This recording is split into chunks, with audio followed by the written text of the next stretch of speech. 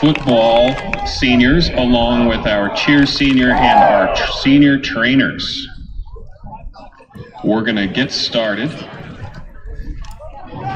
We will have our Bronx football seniors first. Those seniors will head down the gauntlet and meet their families at midfield. First, let's welcome senior Wyatt Phillip, number 1.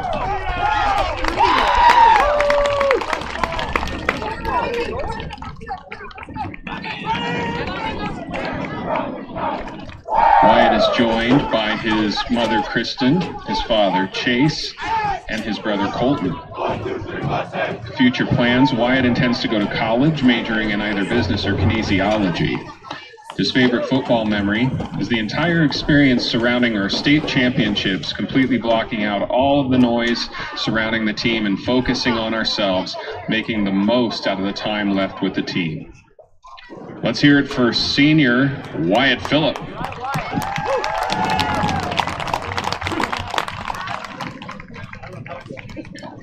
Next up, let's put our hands together for number 2, senior Cody Dunham.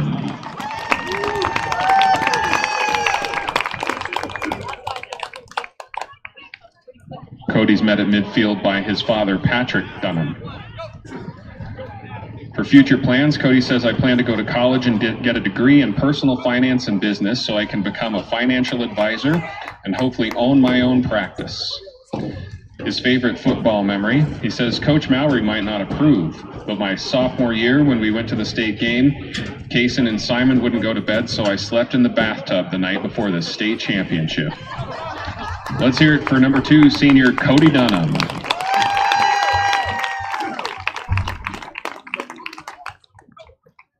Your next senior this evening, number 3, Dane Steele.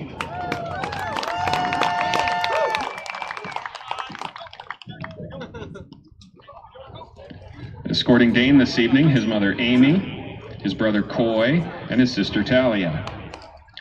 For future plans, Dane says, I plan on playing college football somewhere and getting a degree in civil engineering. His favorite football memory: hugging his brother Brock after winning the state championship game his sophomore year. All right, how about a round of applause for senior Dane Steele?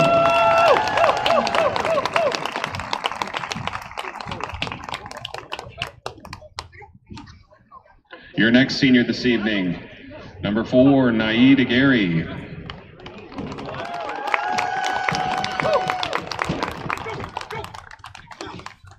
Naeed is met tonight by his mother, Nuri Quevedo, his brother, Noah, his niece, Araya, his sister, Nancy, and his brother-in-law, Eli.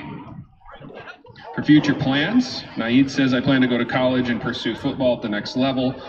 I want to become a physiologist or a sports psychologist. Plan B is business school, then start his own barbershop and have shops all around the states.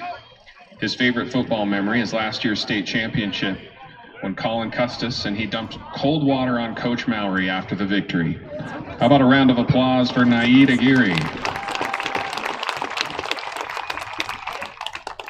Our next senior this evening, number 8, Ryan Metcalf. Ryan escorted this evening by his mother Maureen, his father Ryan, his sister Michaela, his brother-in-law Blake, and his niece Jessa. Ryan's future plans are undecided, but his favorite football memory is being in a hotel room with Cale Gilbertson, Naeed Aguirre, and Colin Custis last year at state. Let's hear it for senior Ryan Metcalf.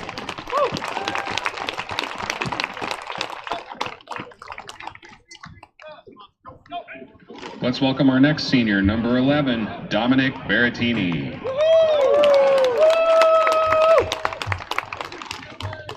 Dominic escorted this evening by his dad, Chris, his stepmom, Wendy, his grandma Berrettini, his mother, Kim, and his brother, Derek. Future plans are to continue his academic and athletic career to the next level, pursuing a degree in aviation or architecture. Dominic's favorite football memory is the post-game experiences after home games, surrounded by friends and family, especially when the family back east is here. He says, I love you all and wouldn't be here without your support. How about another round of applause for senior Dominic Baratini?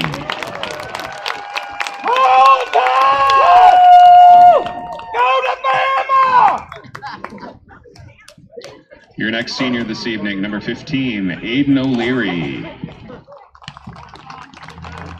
Aiden joined this evening by his mom, Elizabeth, and his stepdad, Rory, his brother, Wesley, and his dad, Sean O'Leary. Future plans, Aiden says, I plan to go to college and continue to run track and study sports medicine.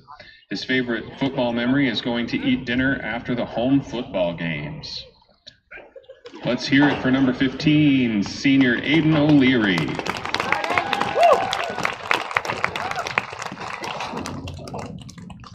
Next up, number 16, senior Jackson Lynn.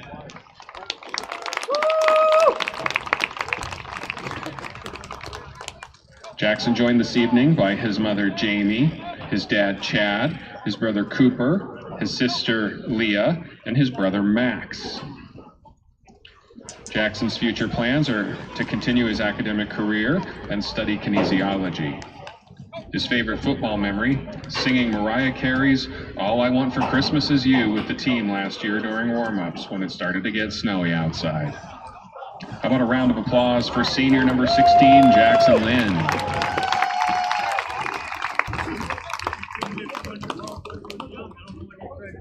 Next up, number 22, Jacob Ormseth. Jacob joined this evening by his mother Amy, his father Matt, his younger brother Peyton, and his older brother Tyler. Jacob says, I plan to attend college and pursue a career in radiology after high school. His favorite football memory is sledding competitions and the snowy practices before the state last year. How about another round of applause for number 22, senior Jacob Ormseth.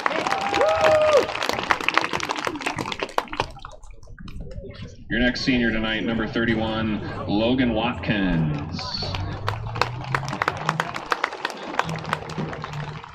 Logan joined by his grandmother Debbie and his grandfather Cal. Future plans, he says he'd like to see the country from the seat of his motorcycle and then go on to join the U.S. Marines.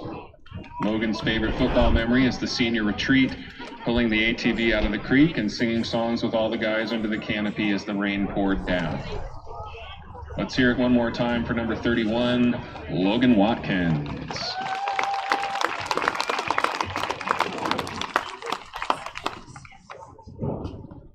Next up tonight, number 32, senior Malachi Bandy Schmidt. Malachi met at midfield by his mom Autumn and his dad Aaron. His future plans are to become a professional welder, and his favorite football memory is last year when we won state. He said Colin and Naeed dumped water on the coach, that or the senior retreat, and how everyone was excited even during the straight up downpours. Let's hear it one more time for Malachi Bandy Schmidt.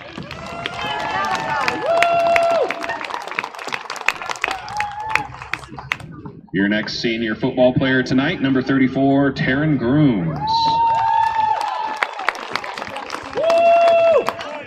Taryn joined by his dad Larry, his mother Vicky, his sister Danny, and his great-grandma Barb Sayre, a Bronc fan for over 70 years. Taryn's future plans are to wrestle or play football in college while pursuing a career in either teaching or physical therapy. His favorite football memory, he says, my first touchdown after recovering from a torn ACL against Laramie, and everybody celebrating. How about another round of applause for senior Taryn Grooms?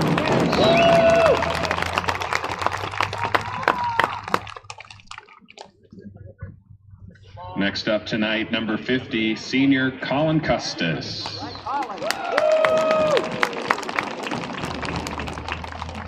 Colin is escorted this evening by his father Kevin, his mother Nina, and his brother Kyle.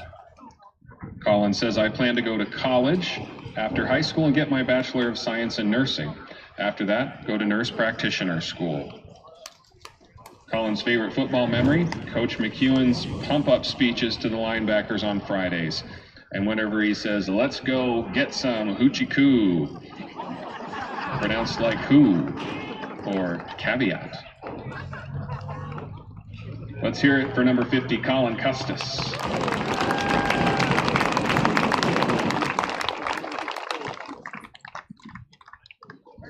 Next in our senior lineup this evening, number 56, DJ Elshinger.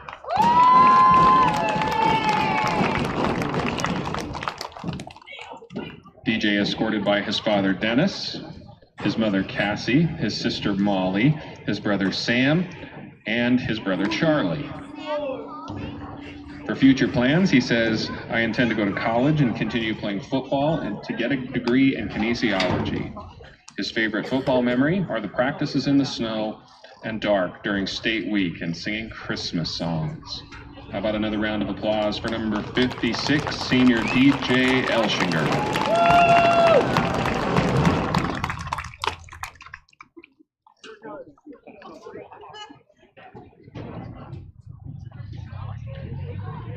Next up, number 62, senior Will Brooks.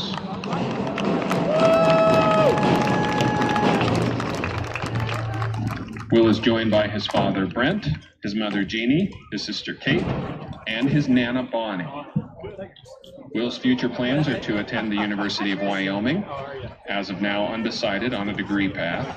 His favorite football memory are the snowy practices before state, where we used the bags as sleds and enjoyed the festive weather. Let's hear it for number 62, senior Will Brooks.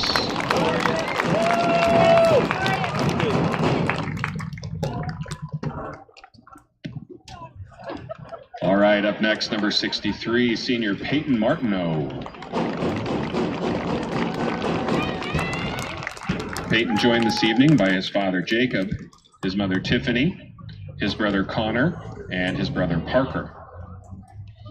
Future plans are going to college for a degree in environmental engineering.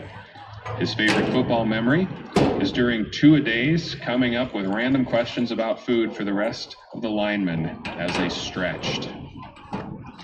How about another round of applause for number 63, senior Peyton Martineau.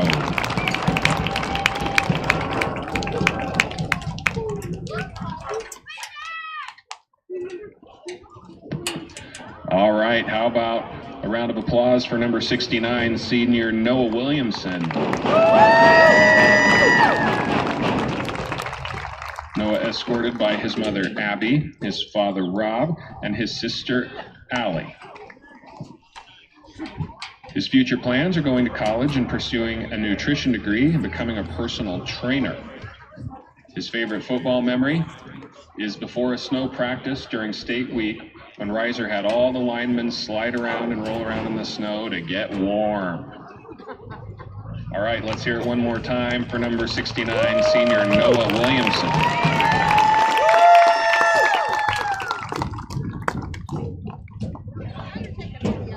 Up next, senior number 72, Ethan Deeds.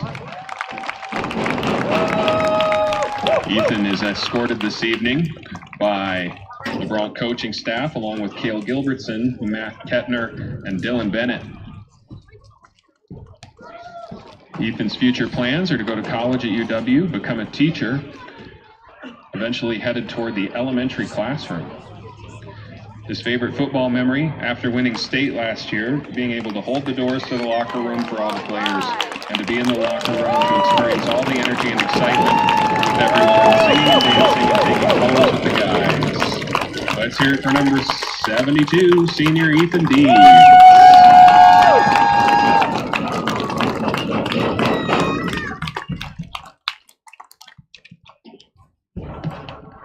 All right, your next senior this evening, number 78, Alex Haswell.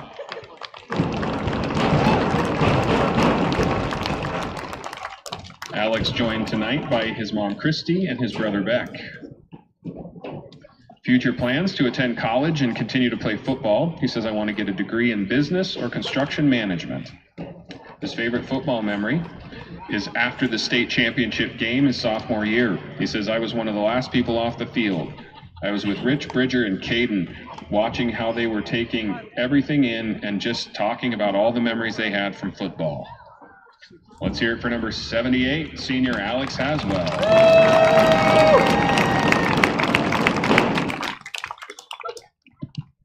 That's it for our football seniors. We're going to move on now to our student trainers. Our first senior trainer, Tanyan Keller.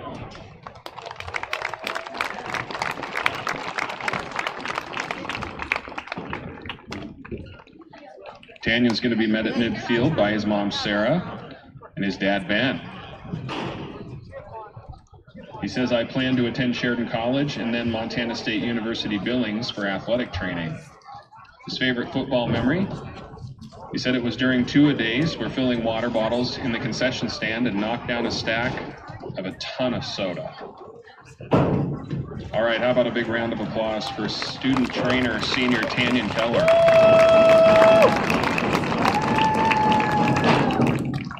All right, our next senior trainer, Caitlin Rogers.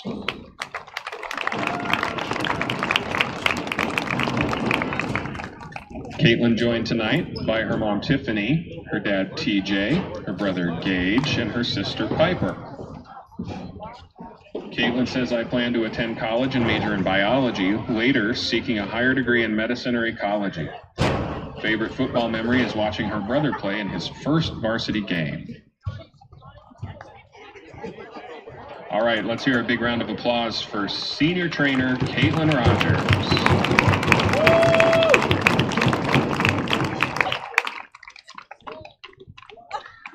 And our final senior of the evening, senior cheerleader Jocelyn Draw.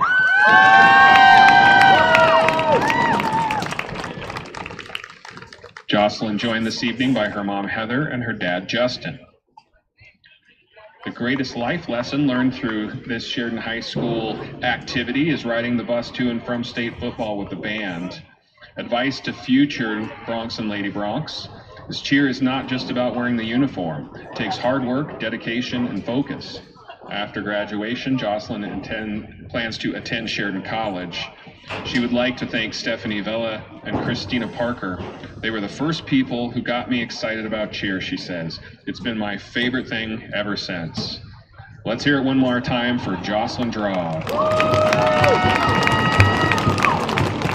And how about another big round of applause for all of our Bronx seniors this year. A special thanks to all of you for all of your wonderful contributions, and a big thanks to all the support team, parents, siblings, grandparents. Thanks for all you do to support these kids and to help them be a successful part of Sheridan High School activities. Congratulations to all.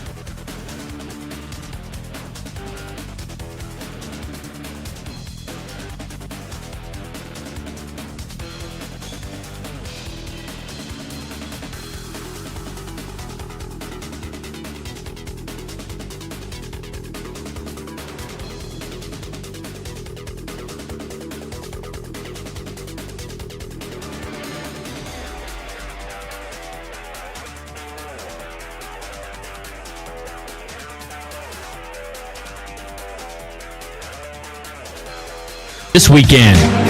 This has been the WyoPreps Daily Radio Report. I'm David Settle. For more on Wyoming High School sports, visit WyoPreps.com, powered by the WyoPreps mobile app, available for Apple and Android. For the love of steaks, family, and flavor, step into McGregor Steakhouse, where you can indulge in their finest steaks sizzling with flavor and their selections of pastas with both light and hearty sauces, crisp garden fresh salads that add a burst of freshness to your experience.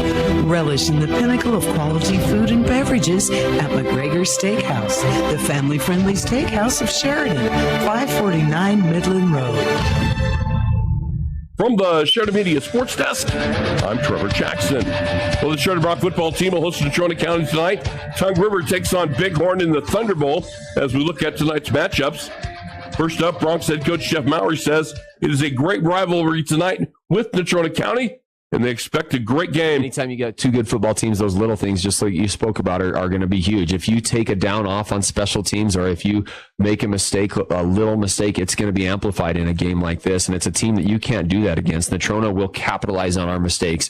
Number of times down there at their place, we did not have good special teams, and maybe a punt didn't go as far as we needed or anything like that. And if we give them a short field, their offense is built for that. They're going to score. We've got to put long fields in front of them and make them go 80 yards. And we'll have it for you tonight. The First Federal Bank and Trust pregame show begins our broadcast at 5:30.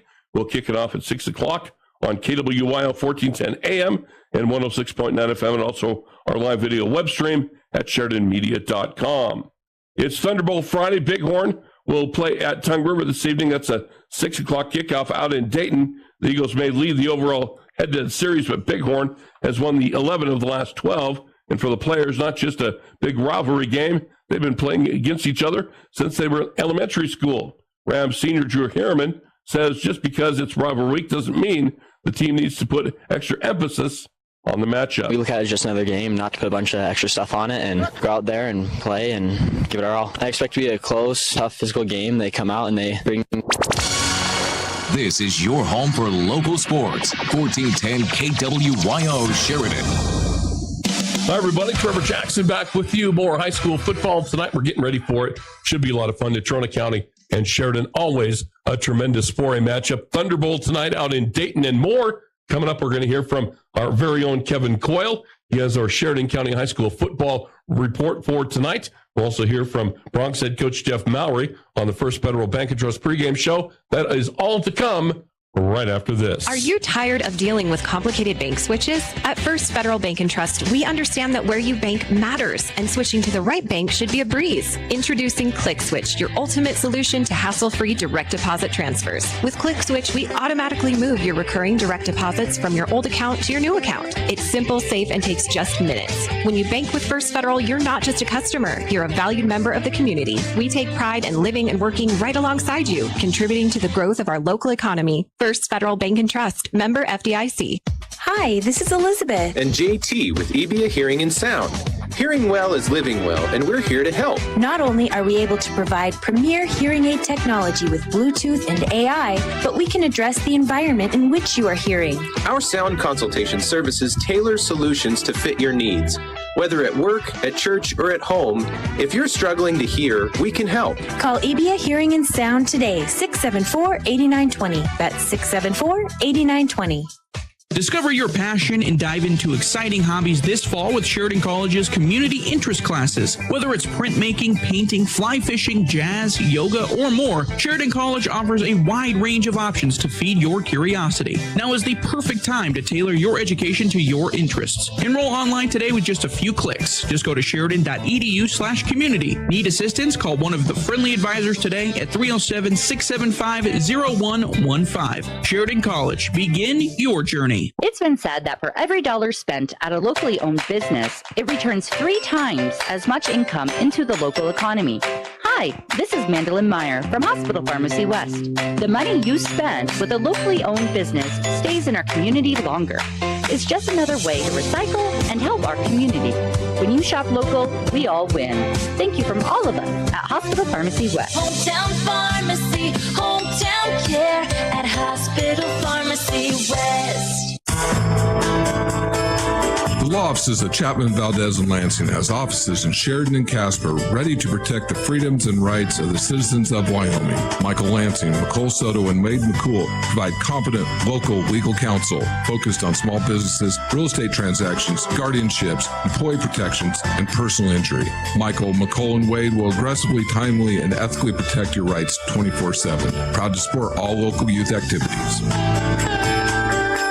Camco Federal Credit Union was established in 1971, and in the years since, we have continued to take pride in caring for our community and its financial needs. When you open an account at Camco FCU, you aren't just a customer, you're a member, a part owner. We are staffed with a team ready to assist you. Whether it's establishing or building credit, opening a savings account, or getting the benefits of our rewards checking, join Camco Federal Credit Union and become a part owner today. Camco Federal Credit Union, member NCUA and equal housing lender. Need screen printed and embroidered items? Well, whatever you need, Kilpatrick Creations is the go-to local company for these types of items. If it's screen printed or stitched, we are the ones to help you. Give us a call first. We're here to help you and want to help you with your imprinted garment or accessory needs. We've been in the business and serving Sheridan County for over 20 years. We have the experience, talent, and selection of goods that allows us to help you promote your business, club, or event in the best, most affordable way possible. Come see Kilpatrick Creations for all your screen printed or embroidered needs. And welcome back, everyone. As we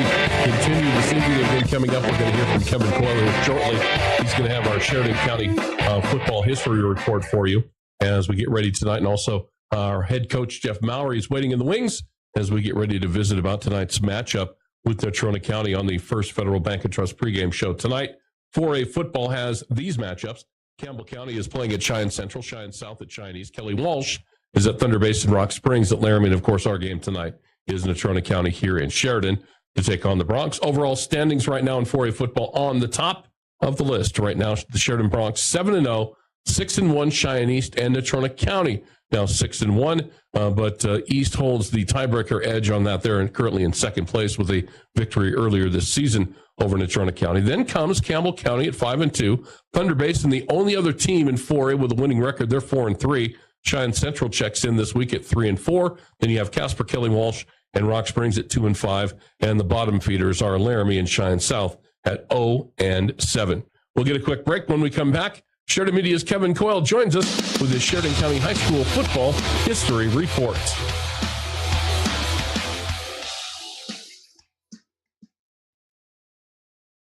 Planning a project that requires block, brick, or stone? You need to contact the folks at Thompson Master Masons. They have the largest selection of brick and stone in town and 38 years of experience behind their work. Chances are, if it can be done, they've done it. Let Thompson's help you choose the best application for your specific project, residential or commercial. Give Thompson Master Masons a call, 672-7971, or stop by their showroom at 135 East 11th Street.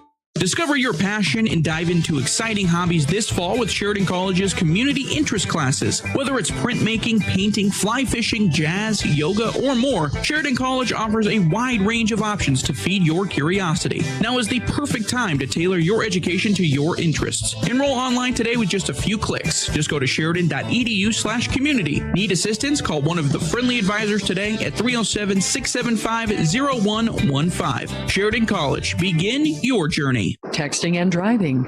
Texting and driving? Everyone knows there really is no and. You're either texting or you're driving. In other words, if you're typing or reading anything while you're behind the wheel, you're not paying attention and you're not in control of your vehicle. That's why law enforcement around the state is cracking down on distracted driving. Hey, Wyoming, let's put an end to texting and driving because we all know better. There is no and. This message was paid for by White-On. If you have employees coming to stay for an extended time in Sheridan, make them feel at home with a room at the Candlewood Suites. These extended stay rooms feature fully equipped kitchens, including a microwave, full-sized refrigerator, dishwasher, stovetop, even pots and pans, and free guest laundry. Did I mention the outstanding view of the Bighorns? Book your reservation with the Candlewood Suites and relax knowing they'll have more than just a room. They'll feel right at home. Call 307-675-2100.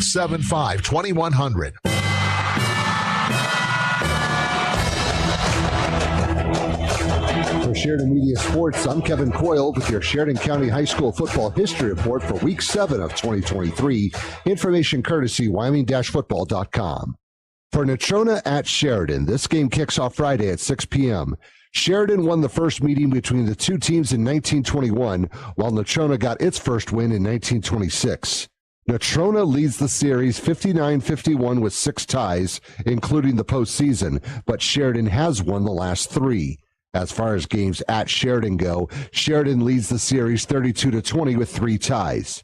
Sheridan's longest win streak versus Natrona is 6 from 1988 to 1993 and from 2015 to 2017, while Natrona's longest win streak versus Sheridan is 11 from 1989 to 2007. Sheridan has shut out Natrona 16 times, the last in the 2021 regular season, while Natrona has shut out Sheridan 24 times, the last in 2014. Sheridan's largest margin of victory versus Natrona is 46 in 1981, 49-3, while Natrona's largest margin of victory versus Sheridan is 56 in 1994, 56-zip.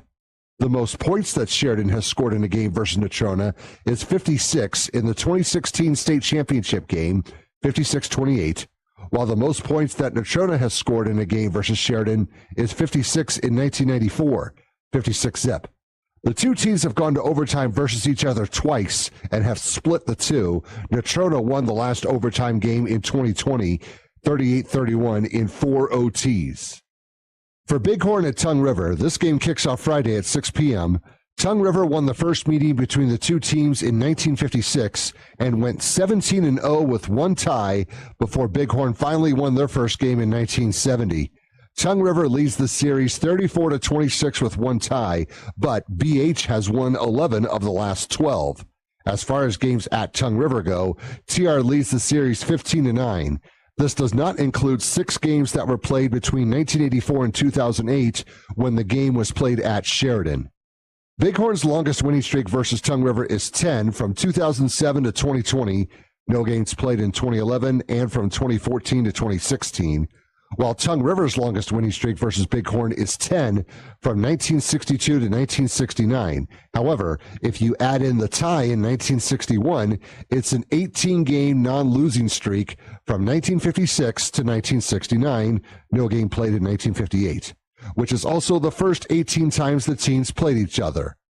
Bighorn has shut out Tongue River 8 times, the last being last year, while Tongue River has shut out Bighorn 10 times, the last in 1999. Bighorn's largest margin of victory versus Tongue River is 55 in 2003, 61-6, while Tongue River's largest margin of victory versus Bighorn is 60 in 1960, 60-zip. The most points that Bighorn has scored in a game versus Tongue River is 61 in 2003, 61-6, while the most points that Tongue River has scored in a game versus Bighorn is 60 in 1960, 60-zip. The two teams have never had a game versus each other go to overtime. With your Sheridan County High School football history report, I'm Kevin Coyle for Sheridan Media Sports.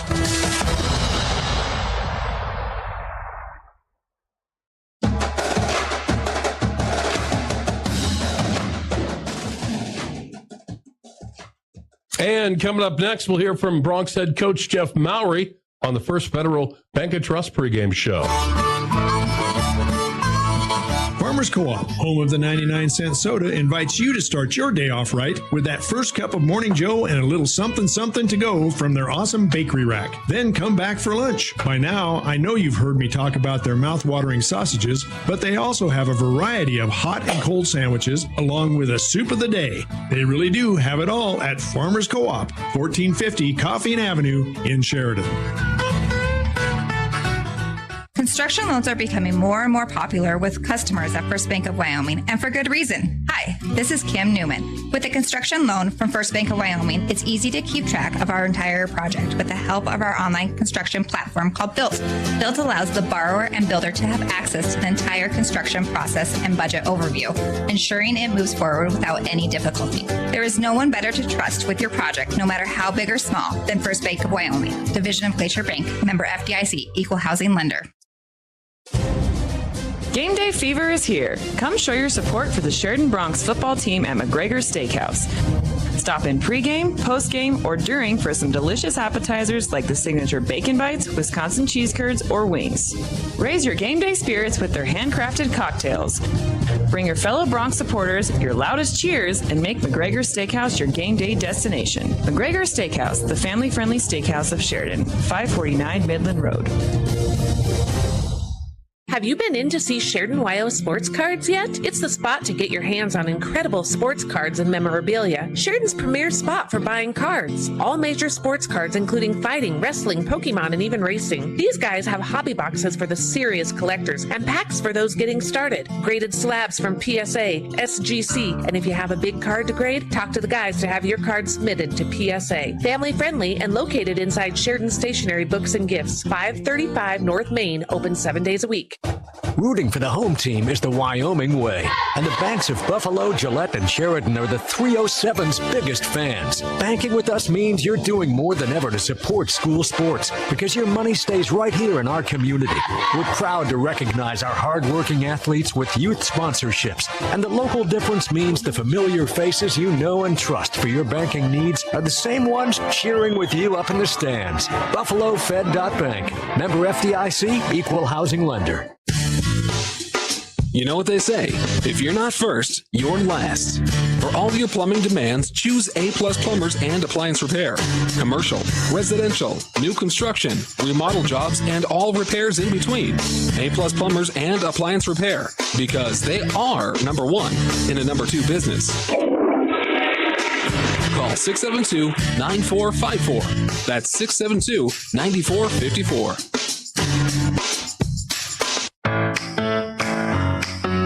This broadcast brought to you in part by One Health, focused on caring for our communities one person at a time. One Health's integrated care model has been recognized throughout the state of Wyoming and combines primary and behavioral health under one roof. With locations in Sheridan, Powell, Lovell, and Grable, Wyoming, One Health improves the well-being of everyone by providing accessible, quality health care for the whole community. Visit onechc.org for more information.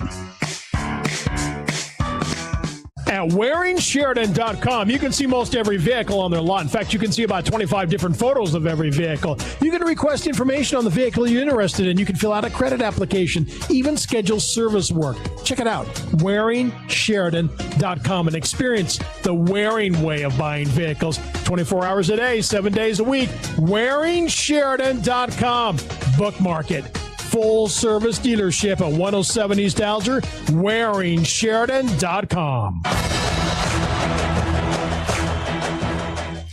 Are you tired of dealing with complicated bank switches? At First Federal Bank and Trust, we understand that where you bank matters, and switching to the right bank should be a breeze. Introducing ClickSwitch, your ultimate solution to hassle-free direct deposit transfers. With ClickSwitch, we automatically move your recurring direct deposits from your old account to your new account. It's simple, safe, and takes just minutes. When you bank with First Federal, you're not just a customer, you're a valued member of the community. We take pride in living and working right alongside you, contributing to the growth of our local economy. First Federal Bank and Trust, member FDIC.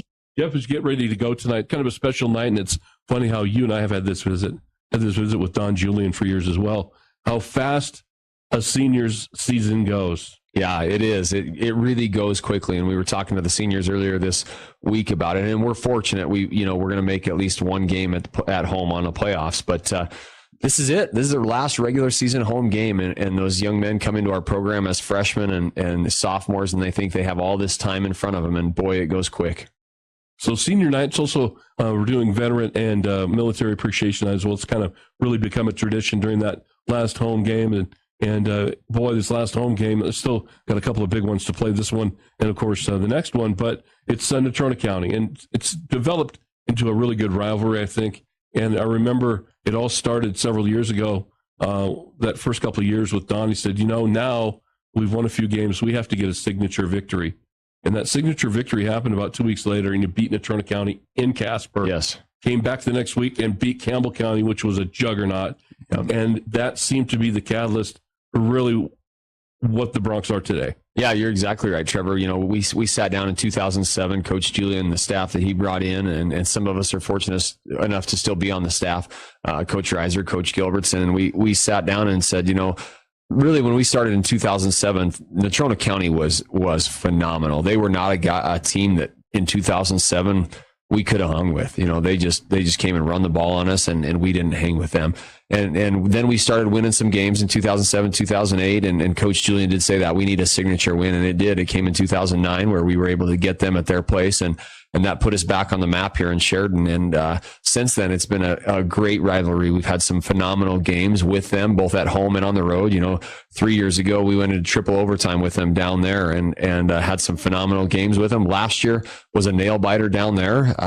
They out everything to us except for the score. You look at the stats, they put up way more numbers than we did, and we just happened to come away with one. Very fortunate in that win last year. And so expect nothing but the same again this year. Coach Harshman will have his team ready to roll.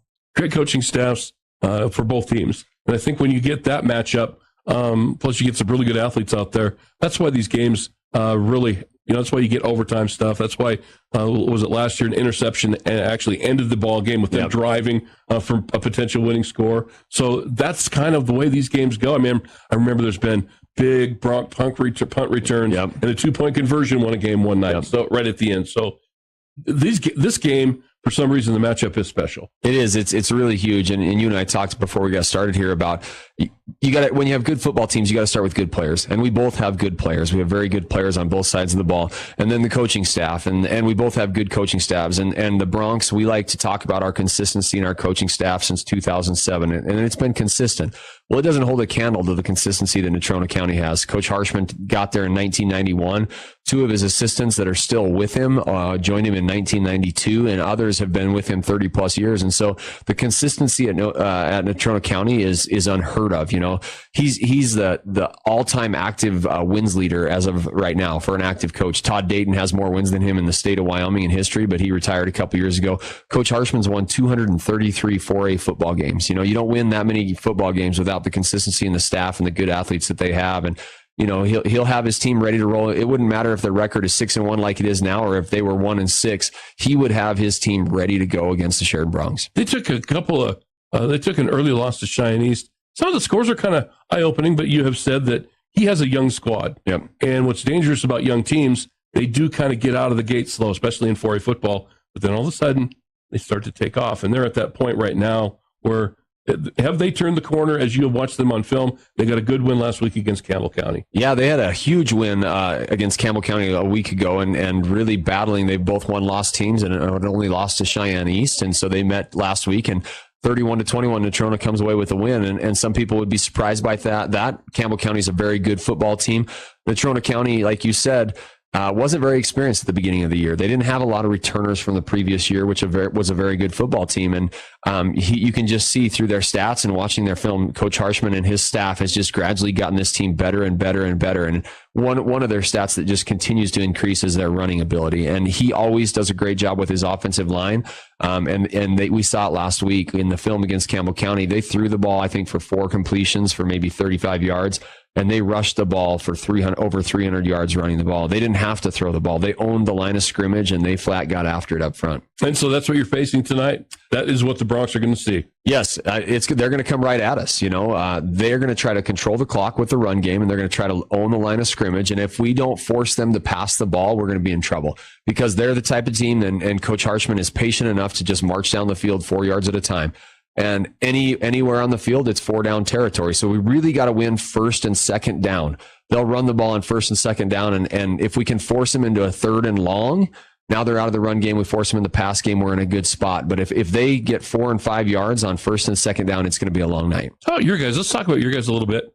Really, it has been a heck of a season so far. We got a lot of football to go. We got a couple of regular season games left, and there's playoff games looming out there as well. But this group really has been impressive, and not only from the football standpoint, but really they're good kids. They are. And then you got some dogs out there too. Yeah, we do. We have really, really good kids. That's the best part of coaching football in Sheridan is first off, the community is a phenomenal community, and the parents here raise great kids, and our football team's full of great kids, great young men, and they're continuing to grow into young men. And yeah, they make some mistakes, and so do we as coaches, and we try to correct them, and we move forward. And they've gotten better. They've gotten better from week one. From that first Cheyenne Central game, I think our team is better now. We're finding our identity, and we continue to grow. And we've got to continue to do that through Natrona County and Campbell County.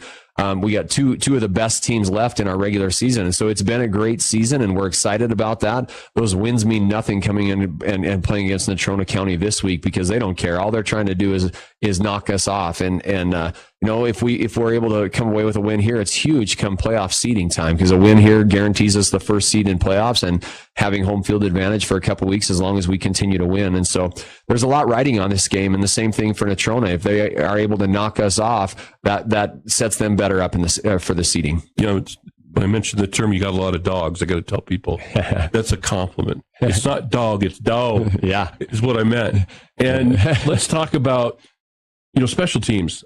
It's been a mantra, and I'm sure even fans sometimes go, "Is now you're going to just talk about special teams?" But you look at how dynamic special teams has been with the Bronx program. It's won a lot of football games, and this year it is crazy. It is. It's unreal. And I love your comment about dogs, because the definition has definitely changed. We used to say that's a lazy dog. They were lazy and they didn't do much. And now a dog is a guy that just goes out and competes. And you hear that a lot. Coach Gilbertson had that same conversation with his son, Kale, just the other day at his house. And Kale said, "Dad, I think we have different definitions of dog." But yeah, special teams are huge, and they have been great for us this year. I think we have as many returns this year as we've had in maybe since 2007. Our guys go out there and they believe that they can make a play, and we preach it. Every special teams play is a 50-yard play, whether it's kickoff, punt return.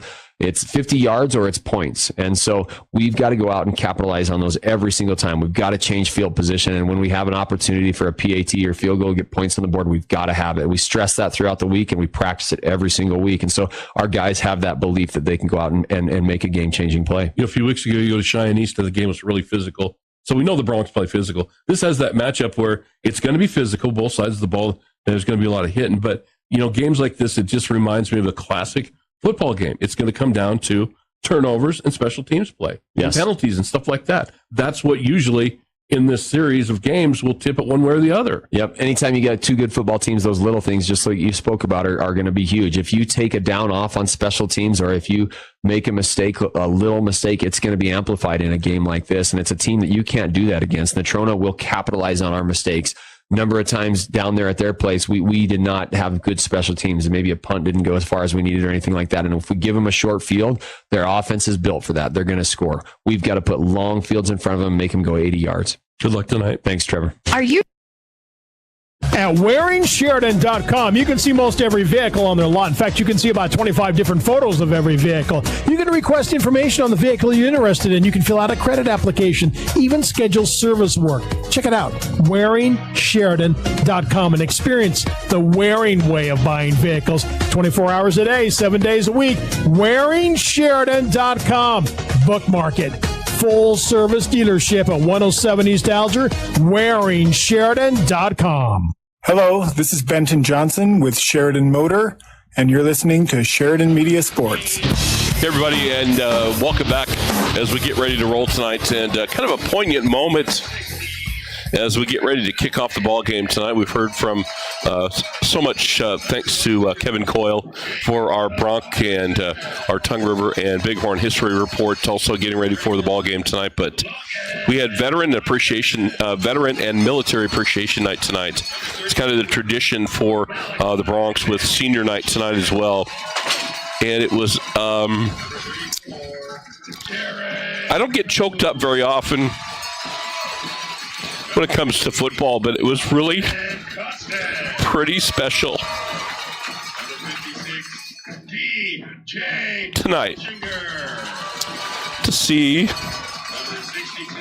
our football kids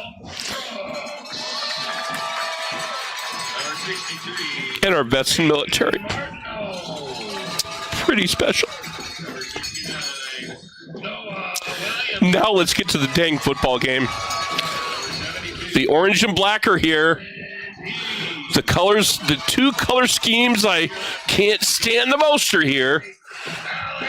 Natrona County and the Sheridan Bronx get ready to go out. Bronx in the blue tops, white pants. Natrona County in their black pants and white shirts, and we're going to get ready to go. And the Sheridan Bronx will open up, taking the opening kickoff. But military and veteran appreciation night is certainly a special time here at Sheridan High School. I'm sure at other high schools around the country it is as well. And now we get ready to go. The Broncs are going to move from the left to right across your radio dial as we get this rolling tonight. And it's time to get it on as the Broncs take on these Mustangs. Mustangs 6-1.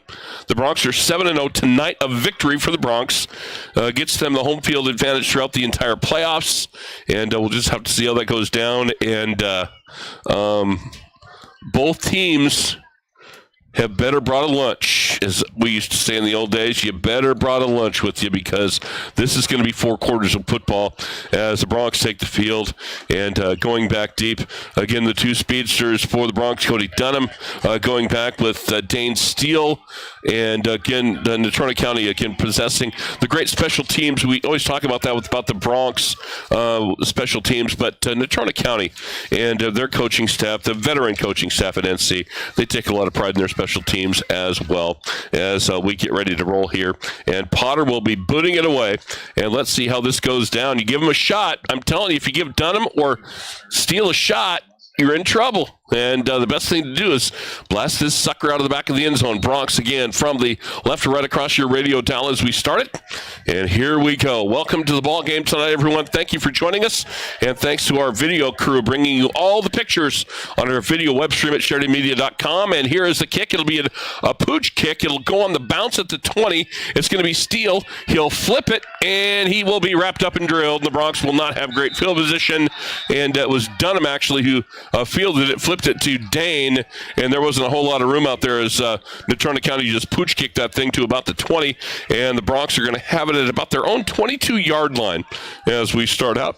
Don Berrettini is your quarterback. The running back, Taryn Grooms, out there right now as the Broncs go 5 wides in the set. 1st and 10 for Sheridan. First play from scrimmage from their own 22-yard line. And the grudge match begins. And Berrettini going to give it to Groomsy. He'll come to the right side, lowers his head for maybe 3 or 4. Let's give him 3 to about the 25-yard line. Not a whole lot there for Taryn. A gain of 3. That'll bring up 2nd and 7 from the 25. Again, testing those waters early, kind of get, the way Jeff Mallory, the head coach, calls these games. He's the play caller. Test the waters early, gently. Cast out there, see what you got, and then maybe hit him with one. This one's going to go to Groomsy the other way. Not a whole lot there, maybe a yard. That's going to bring up 3rd, about 5. My name is Dominic Berrettini, number 11. I play quarterback. My name is Aiden O'Leary. I'm number 15. I play wide receiver. I'm Dane Steele. I'm number 3, and I play wide receiver. My name is Taryn Grooms. I wear number 34, and I play running back.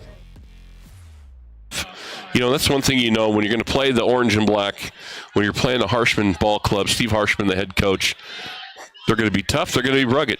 And now 3rd and 6. Berrettini to throw. Pumps once, going to throw to the outside. It's going to be caught, and enough for the first down out near the 35-yard line. And coming up with a catch and a great play. It was for the Broncs. It was a really good throw, and it was Jackson Lynn, actually, that caught that ball. But a great throw for Berrettini. Dom did a great job. He pumped once and just waited that extra half second to make sure the man was open. And Jackson brought it in. 1st and 10 Broncs at their own 34. And now taking the snap will be Dane Steele. And Dane's going to run to the left side, looking for a little room. Not a whole lot there. Maybe got a yard. That'll be about it. And that was a quick switch. That time as Berrettini immediately went to a slot wide receiver spot as they switched really quick. He and Steele switched positions really quick, and that'll be one of those things we haven't seen much at all this season from the Broncs. That's just a new wrinkle right there that they switched that late. 2nd and 9 coming for the Broncs at their own 35. Again, just underway. Under 10 minutes to go, opening quarter, and Berrettini to throw. Going to pump it underneath, give it to Steele. Running left, lowers his head, breaks a tackle, breaks another one, and will have a first down out near midfield. A couple weeks ago I said, Dane, they list Dane at 5'9" and 180. There is no way, but I'm going to tell you the kid is a bull. He is strong as heck, and he showed it right there on that run, breaking 2 tackles and getting a first down out to the 49-yard line. I'll give you 5'10", I'll give you $160, but he is strong as a bull. 1st and 10 Broncs on their own 49-yard line. Berrettini Quick count, give it off to Groomsy. And it'll be Grooms over the left side for about 4. And again, the big guy is plowing the road in front of him. And they'll bring up second and about, well, let's give him 5. And it'll be 2nd and 5 on the Natrona County side of the field. 3 minutes into the ball game, 2nd and 5 Bronx at the Natrona County 46. And now a whistle and a stoppage and delay of, what do we got here? Somebody lined up in the neutral zone for Natrona County, and that'll cost them 5, so the Bronx will have a first down at the Natrona 41. Wasn't sure exactly what the call was until our official said somebody from Natrona lined up in the neutral zone. 1st and 10 Bronx now at the Natrona 41. Berrettini takes a look around. A couple of offensive linemen pop up. Now we're ready to go. And now they're going to step back, and everybody takes a look at the sidelines. Groom's in there at the running back. He'll line up to the left of Berrettini. 3 wides in the set to the far side. From the 41-yard line of Natrona, Berrettini delay to Grooms. Up the gut. He's got good yardage. Lowers his head. Lowers it again. On his feet, it's the 15-10. 5. Touchdown. Oh, mercy. What a run. Oh, my goodness.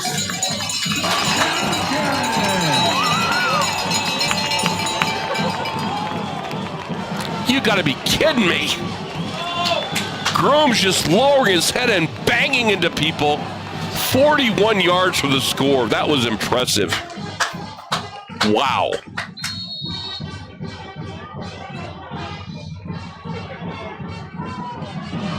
NC initially had that thing stopped within the first 10 yards, and then Taryn just opened up a can on them down the sidelines. And now it'll be Gilbertson on for the point after. Kick is up, and it is on the way and good. With 8:40 to play in the first quarter, the Sheridan Bronx have scored first. Taryn Grooms, 41 yards. The Bronx lead 7-0 on the range scoreboard. You're listening to the Bronx on 1410 KWYO, 106.9 FM, and our live video web stream, SheridanMedia.com. Texting and driving. Texting and driving? Everyone knows there really is no and. You're either texting or you're driving. In other words, if you're typing or reading anything while you're behind the wheel, you're not paying attention and you're not in control of your vehicle. That's why law enforcement around the state is cracking down on distracted driving. Hey, Wyoming, let's put an end to texting and driving because we all know better. There is no and. This message was paid for by Whiteout. This is Dr. Michelle Meehan, and you're listening to Sheridan Media Sports. And welcome back, everyone. Well, that was impressive. Taryn Grooms, that run, he was just smashing people on his way to the goal line and then finally got into the clear. 7-0 Bronx as we started. And now Natrona County will have their first crack at it as Todd Gilbertson gets ready to boot it away. Back deep to receive for Natrona County is Russell and Clark. And it'll be a low line drive kick. It'll be bumped by one, then picked up by another. And it will be Natrona County football near their own 22-23 yard line. No flags down on the return. Keegan Rager there to make the stop for the Bronx. And it will be Natrona County football 1st and 10 on their own 23 yard line. Again, the Bronx don't kick it away that time. And again, if there's 2 teams in 4A football that have a reputation for really good special teams, it's going to be the Bronx and Natrona County. Blocking punts, kicks, that kind of stuff. And here we go. Trig Behrens is the quarterback, Will Cantrell and Daniel Yates, the running backs. And Behrens ready to go out of the gun. 1st and 10 for Natrona from their own 23-yard line. Instead, Potter in motion to the far side. And the quarterback will give it to Cantrell straight ahead. Bounces to the outside. Good running room. And he will be knocked out of bounds near the 38-yard line. And a first down for Natrona County. Berrettini there to make the tackle. Cantrell's a big old load. That's a big old kid back there. Right now in the Natrona County roster, they're going to list Cantrell at 5'11" and 180. He's over 200 for sure. Bad snap this time. Barron's in trouble. Going to chuck it, and we're going to have a penalty flag down. The pass will be completed out in the flat, but the flag comes down. I think we're going to get a hold in the Natrona County backfield. It will be holding. And again, it was a bad snap to the left side of Barron's, and he had to kind of gather it. And the tackle on that left side had to grab somebody because there was some heat coming, and that's going to cost the Mustangs 10 from the 33-yard line to the spot of the foul. That's going to back them all the way back up, and that'll still bring up first down. They'll still be first in a long way as they back this one up, and they will spot the ball back at the 29. So actually not a spot foul from where the flag was thrown. So they're going to spot it at the 29. They need the 49. So first and 20 coming for the Mustangs from their own 29-yard line on the holding penalty. 3 wides in the set. The running back is Cantrell. Barron's back in the gun. Got a blocking back, an H-back to the right side of the formation.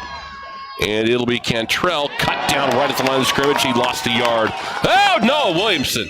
Way to go, son. He's knocked down by Colin Custis. Colin Custis also got him as well. And they cut him down. He loses a yard. 2nd and 21 coming. Remember, if you have young kids out there that play football, if they're playing defense, get low. And that time it was get low and cut them down. 2nd and 21. Barron's now to throw. Looking. Now going to roll to his right and just threw it away.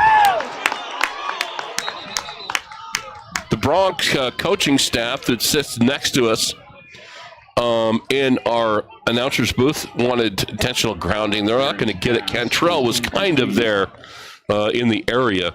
But, again, that was your quarterback, Barron. Just threw that thing away. He had nobody to throw it to. And now 3rd and 21 for Natrona County. They take a look to the sidelines. Cantrell will stay in the backfield. Cantrell's a big old kid. His dad is the athletic director at Natrona County High School. And he'll line up in the backfield with Barron's. 3rd and a mile for NC. Barron's to throw. Going to look deep, and he's going to chuck and duck. Got a man, and it is going to be up for grabs. And is it picked off or not? I think this might be Bronx football. It is. Dane Steele with a pick. Dane Steele has it. We're going to go the other way. No, they're going to say Natrona County's ball. Oh, Dane Steele's like, you're insane. I have the ball. They're going to say that pass was completed to Natrona County. And they will have it at the Bronx 40. Dane Steele said, I had the ball. And it doesn't matter. It was chuck and duck time. And they pulled it off. 1st and 10 for NC at the Bronx 40-yard line. As they went for the home run, and they got it answered. And now Barron's back to Cantrell over the right side for about 3, 4, 5, and a little bit more. And the ball came out. They're going to say he was down before the ball came out. The Bronx say they have it. Officials called him down. A gain of 7 to the Bronx 33. So the Bronx a little bit jacked up right now. Need to calm down just a bit. Thought they had the pick. Thought they had the fumble. Got to go back to work. NC threatening now from the Bronx 33-yard line. Barron's going to step up under center. Take a look at the sidelines. The running back in there right now is Daniel Yates. And now they'll go back to the original formation. Barron's out of the gun on 2nd and short. And it'll be Yates bouncing it to the right side, gets to the wing, and he's down the sidelines at a first down, and a flag flies. We're going to get holding, and it's coming back. So that's going to cost NC 10 from about the 26-yard line is where the flag is going to end up landing, and holding will be the call against Natrona County. So that'll back him up 10. It's still going to be 2nd and probably around 2nd and 8 or 9 by the time they step this off from where the flag hit the ground. And let's call it 2nd and 7. The ball back to the Bronx 37-yard line. So Natrona County down 7-0 here early. Bronx again got the touchdown run from Taryn Grooms to start the ball game. Lead 7-0 on the range scoreboard. And now Natrona County trying to battle through some penalty problems And Barons will take the snap on 2nd and 7 from the Sheridan 37. Bring him out in motion. Late snap coming. Barons will take it. And a little misdirection. And they're going to go the other way with it. And maybe a first down near the 30-yard line as a give. It's going to go to Potter. And it's all going to depend on the spot. It'll be a first down for NC at the Bronx 30. 6:26 to go. Clock stopped as Rogan got out of bounds. As Natrona County trying to answer the Bronx touchdown here in the first quarter. As you heard during the pregame show, they love to keep it on the ground. Barons. Yates hammered. Nowhere. He got smoked that time. Lost maybe a yard. Maybe they'll give him the line of scrimmage. That'll be it. And he loses a half yard. So 2nd and 11 for Natrona. The Bronx were all over that play. 2nd and 10. So 2nd and 11 coming for NC back outside the Sheridan 30-yard line. With under 6 to go here in the opening quarter. Expect this to be a quick game with both teams wanting to run the football more than they want to throw it. And Yates will stay in the backfield with Barons. Barons out of the gun, brings him out in motion. It's Rogan. To the near side, he'll stop, and the give will go to Yates. Bounces to the right side. Not much there, and he loses another yard. And driven backwards! And that's going to bring up 3rd and long for the Mustangs. It'll be 3rd and almost 12. The Bronx were all over that. All the blue and gold helmets were all over that thing. Yates had no shot. 3rd and about 12 coming for the Mustangs. Back at the Bronx 31-yard line. And, you know, you're in 2-down territory. Are you right now a field goal? I mean, watching special teams before the game. They've got a great kicker. Rogan can boom it, but you're looking at a 50-yarder right now. Let's see what they get done here. 3rd and 12. Barons to throw under pressure. Screen pass coming out in the flat. Got a man, and it's going to be well short of the first down. Rogan catches the ball, but the tackle is made by the Bronx. And coming up for the hit, Garrett Way makes the stop, and now it's 4th and 9 for Natrona County, and it looks like the kicking unit is coming on. This is going to be about a 45-yarder. Now, during warm-ups, I'm going to say Potter's got plenty of leg from 45, and he's right at 45 right now, hash mark on the right. So he's got plenty of leg. It all depends on direction. Again, Natrona County and the Sheridan Bronx have always had good special teams, probably the top 2 in Wyoming. I'm going to say that over the last 30 years or so. And Rogan, the right footer, ready to boom it. Hash mark to the left. Here's the 45-yarder. On the way, it's short, not even going to be close. And he got way underneath it, and the Bronx defense comes up with a stop. And the Bronx will take over on downs at their own 20. So Natrona County matriculates down the field and don't get anything out of it. And the Bronx offense back out there, and you got to think they're licking their chops. 3:59 to play opening quarter on the Range scoreboard. Bronx leads 7-0, and here comes Don Berrettini and his guys. Derek Way is out in the backfield. Taryn Grooms is out there with him as well. And then they're going to line up Way as a receiver in the slot to the near side, and he can flat fly. You think Dane Steele can run?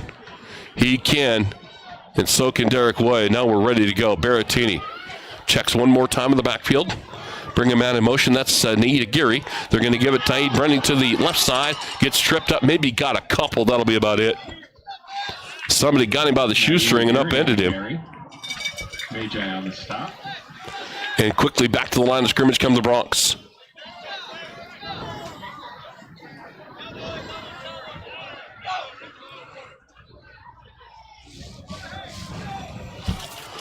So Berrettini ready to go in the backfield with him. Kelton Crow is in the backfield right now. Steele is lined up as a wide receiver, as well as Way. Now Aguirre in motion in the backfield. Fake it to Knight. Now they'll give it to him. Knight looking for a little running room. Lowers his head. Breaks a tackle, and he'll have a first down right across the 31-yard line. Knight Aguirre with a first down. Broke the tackle. Got the extra couple of steps for the first down. 1st and 10 Bronx at their own 33. Anderson and Yates on the tackle. And now subs come into the ball game. Dane Steele chugs back into the game. Also checking back in, Carson Chase will check in at one of the wide receiver spots as he is out there on the wide side of the field with Breck Reed, who has had a great year for the Bronx. And Berrettini has his guys set and ready to go again. Dom takes a look. Steele will go in motion to the far side. And it'll go to Naid up the gut. And not much, maybe a couple to the 35-yard line. That'll be it. And that'll bring up 2nd and 8 for the Bronx. 2:40 left in the first quarter. Again, both teams want to run the football. They're going to give Naid the 36-yard line, by the way. And with both teams running it, it's going to go quick tonight, my friends. 7-0 Bronx right now on the range scoreboard with 2:25 of the clock running here in the first quarter. And again, a reminder, great for our sponsors tonight. First Federal Bank and Trust is our pre- and post-game sponsor, also a range scoreboard sponsor. Gary will get it again, running right, looking for some room, has a bunch. He's got a first down out across the 45 to the 48-yard line. Now to Gary. And the Bronx again just continue to eat up clock. 1st and 10 Bronx at their own 48 on the run from Aguirre.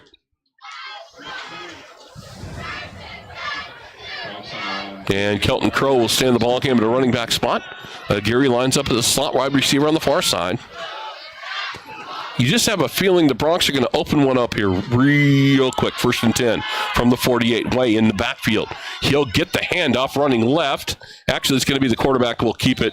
It's going to be up the middle to Berrettini. Dom didn't get much. He maybe got a yard. That'll be it as he pulled it from right. And now Dane Steele will come back into the ball game. The Bronx really personnel shifting a lot here early. Lots of skill guys coming in and out of the ball game. And Dane Steele will line up in the backfield. I think, see if Dane takes a snap here. It looks like he will line up as the running back in this spot. 2nd and 9 for the Bronx from their own 49.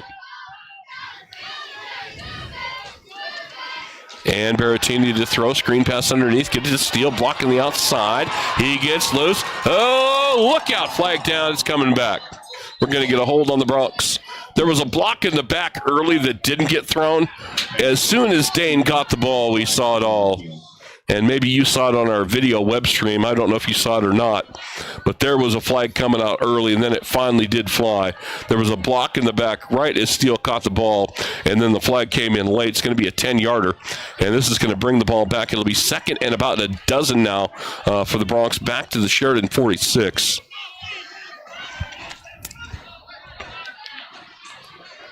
And again, personnel changes coming in. Steele will come back in. Also checking into the ball game for the Bronx is Reed will check in. Now we're going to get a sprint off here as Reed will now come back out. It's 2nd and a dozen for the Bronx now after that holding penalty. And back to the Sheridan 46-yard line. Under a minute to play now in the first quarter. 7-0 Bronx on the range scoreboard. Berrettini has his guys ready to go again. And Dom going to keep it himself. Actually, it's going to be Dane Steele taking the snap. And Dane gets about 3 or 4 before he's finally wrapped up across midfield into Natrona County territory. That might be the final snap of the first quarter. It was real quick, my friends. And I think that's going to be the final snap of the first quarter. As we go to the second quarter, when we come back, it'll be 3rd and about 7 for the Bronx. 3rd and 6, we'll call it. As we go to the second quarter on the range scoreboard, it's Sheridan 7, Natrona County nothing. You're listening to the Bronx on 1410 KWYO and 106.9 FM. Life can be fast-paced and it can be hard to get things done, but we're here to help make your home loan process easy. Hi, this is Cheyenne Panetta, mortgage loan originator at First Northern Bank of Wyoming. While we'd love to see you, we also offer an easy online mortgage application to apply for a loan in just minutes. We offer competitive rates and can get you pre-qualified same day. Visit firstnorthern.bank to start your application today or give us a call at 673-HOME. We look forward to helping you. Member FDIC, Equal Housing Lender, NMLS number 197407. This is AJ Sayre with Sheridan Physical Therapy, and you're listening to Sheridan Media Sports. Welcome back, everybody, as we go to the second quarter. It'll be 3rd down for the Bronx. 3rd and 7, we'll call it, at the Natrona County 48-yard line is where they mark it. 7-0 Bronx. as we go to the second quarter. Again, both teams want to run the football. The Bronx can throw it as well. You got lots of great skill guys out there, but we saw a couple of weeks ago at Shine East, they threw it a lot more than they normally would, but tonight really keeping it on the ground. And Natrona County does not want to throw it all. They threw 4 passes last week, and that was it. And now the Bronx come back out with a 7-0 lead. We start the second 12 minutes of the ball game from the Natrona County 48.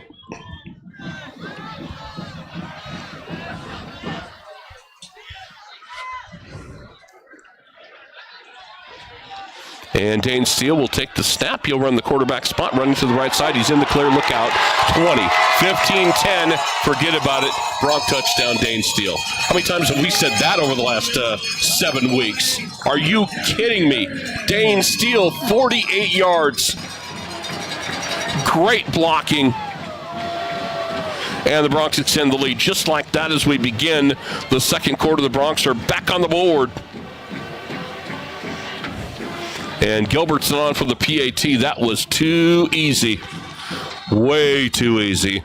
But great blocking on the edge. Now Dane will hold for Gilbertson as Gilby tries the point after. But again, it's one thing when you can look up our vantage point. When he hit the 30-yard line, it was over. There was nobody was going to catch him. And now Gilby for the point after. And the kick is up, and the kick is good with 11:51 to play first half. On the range scoreboard is Sheridan 14, Natrona County nothing. You're listening to the Bronx on KWYO 1410 AM and 106.9 FM and our live video web stream, SheridanMedia.com. McDonald's restaurants in Sheridan have the opportunity you've been waiting for. They're looking for enthusiastic open and closer crew members, starting at an impressive $17 per hour. At McDonald's, Larry Starro and the crew are all about helping you reach your goals. Open and closer crew members are the heart and soul of McDonald's success. Ready to join the fun starting at $17 per hour? Go online to McHire.com or stop by any Sheridan McDonald's location to pick up an application. Hi, this is DJ Dearcorn of First Federal Bank and Trust, and you are listening to Sheridan Media Sports.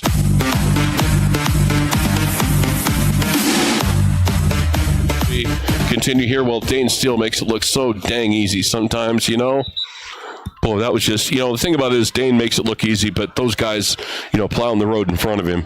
Once he got to the edge at about the 30-yard line from, again, as I said, our vantage point up high, you can just see there's not going to be anybody is going to get him there. And back deep to receive the kick, Russell and Clark are back deep. As Gilbertson ready to boom it away. 14-0 Bronx. And here is a low line drive kick, and it will be picked up at the 1-yard line, and it'll be a pretty dang good return for Natrona County out across the 40-yard line. It was a Russell takes it out to, they're going to stop him about the 38 is we're going to mark him down at, so a good return by Natrona County. But again, if there are two teams in 4A football that have scary special teams, one of them's blue and gold here in Sheridan, the other one is this Natrona County bunch as well. Shine East, no slouch either. 1st and 10 for Natrona County. Now they've got it at their own 43-yard line. They've got to be thinking points right now. It's 14-0 Bronx. Natrona County spotted the Bronx a couple of touchdowns, and they got to be thinking they got to open this thing up. Otherwise, this could get away in a hurry. Let's see how they play it on 1st and 10. Barons out of the gun. And they will give it to Cantrell running to the right side, and he'll pick up about 3 or 4, and that'll be about it. Cantrell on the run. You got a veteran coaching staff on that in the Natrona County sidelines. They're not going to panic. Second and about 7. Lesser coaching staffs would panic and start trying to chuck the ball all over the place and do that kind of stuff. But, again, this is a veteran crew over there, and they're not going to do anything crazy. So 2nd and 7 for NC. The line of scrimmage, they're on 41. Barons will throw out in the flat. Got a man, Rogan. He gets smoked, and down he goes. Oh, what a great play. There's certain positions you play, and the reason you play them for Cody Dunham, he closed out from his cornerback spot so quickly, Rogan literally had time to catch it and then get dumped. And Dunham was all over him. And a loss on the play, 3rd and 9 coming back inside the 40-yard line, loss of 3 on the play. So 3rd and 9 coming. Dunham all over that play. And Rogan could only catch the ball. It's probably better off. Hindsight is don't catch it and let it go incomplete. And now it's 3rd and 9 for NC. Back inside their own 40. Behrens throws, gets drilled. Incomplete. Oh, my goodness. Jackson Lynn just laid Behrens out.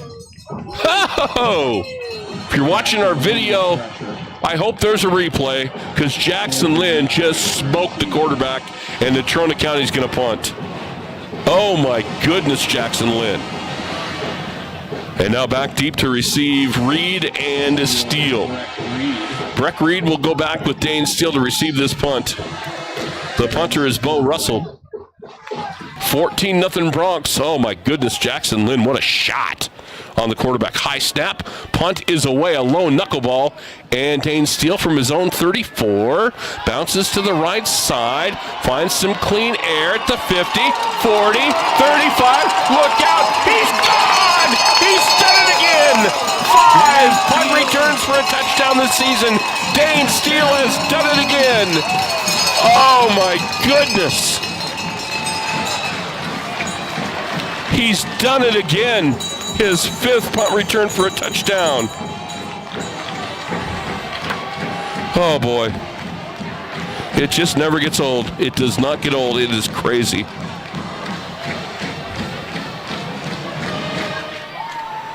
Wow. Just about the time you think, you know what, don't get any popcorn, don't go to the restroom, don't go to the fridge. It's going to happen, and there it was again. His 6th return for a touchdown this season, 1 kickoff return and 5 punt returns for touchdowns this season for Dane Steele. Oh, what a punch in the gut for the Mustangs. And here's the kick by Todd Gilbertson. It's up and good. 10:04 to play first half. Bronx have rung the bell again. 21-0 Sheridan. You're listening to the Bronx on 1410 KWYO and 106.9 FM. According to the Hearing Health Foundation, even those with a mild, untreated hearing loss are twice as likely to develop dementia. Hi, this is Elizabeth. And JT Kraft at EBA Hearing. Our mission is about more than selling hearing aids. We want to educate our friends and family on the hazards of untreated loss and unprotected exposure to noise. The most important thing you can do is protect your hearing. But if you have a hearing loss, please don't wait. Correct it today. EBA Hearing, 674-8920. That's 674-8920. This is Dr. Dana Leroy with Leroy Family Dental, and you're listening to Sheridan Media Sports. Welcome back, everybody. Well, Dane Steele has done it again. His 5th punt return for a touchdown this season in 7 games. He's got 5 of them, 1 kickoff return. That was that 99-yarder a couple of weeks ago at Chinese, but my goodness. And now Ty Gilbertson ready to boot it away. 21-0 Bronx. 10 minutes to play first half. Wow. Still got a long way to go. Harris is back deep with Potter. Here's the kick from Gilby. High and short returnable. Harris from his own 1-yard line will bring it out.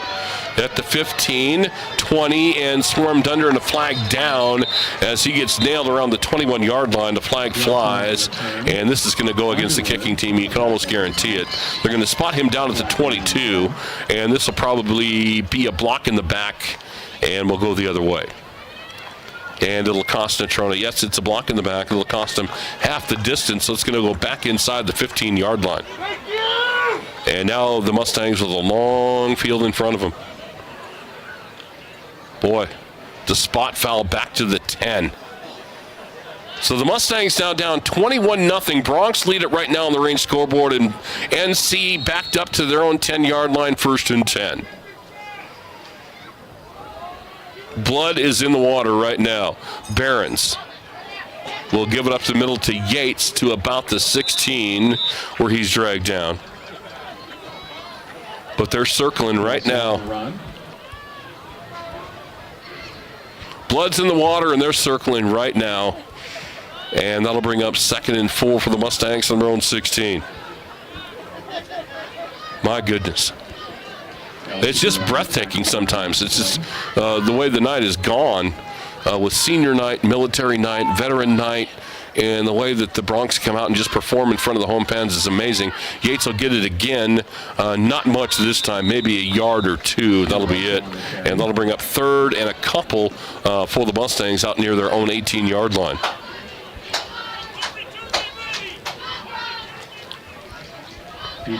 But right now, with 9 minutes to play in the first half, the Bronx right now up 21-0 on Natrona County.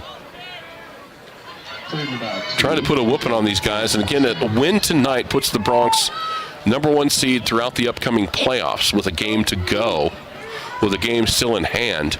They would have it wrapped up. Yates again cut down at the 20, and that might be enough for the first down. It looks like it will be enough. It's right on the mark for a first down. And it will be a first down right at the 20-yard line, right on the stripe for NC. So first down for the Mustangs. Again, coming up tomorrow, we want you to watch in. Take a look at SheridanMedia.com. We'll have our video web stream of all of our highlight show from all the scoring tonight. You can watch Dane Steele score, Taryn Grooms, and all the touchdowns presented by the relentless team at Century 21 BHJ Realty in Sheridan and Johnson County. That'll be tomorrow at SheridanMedia.com. Barons to throw out in the flat, gets to Rogan. He's cut down immediately, and he loses a yard or two back inside the 20-yard line. And coming up to make the play for the Bronx at that time was Kelton Crow. Cut him down. A loss of a yard on the play back to the 19-yard line. 2nd and 11 for Natrona County.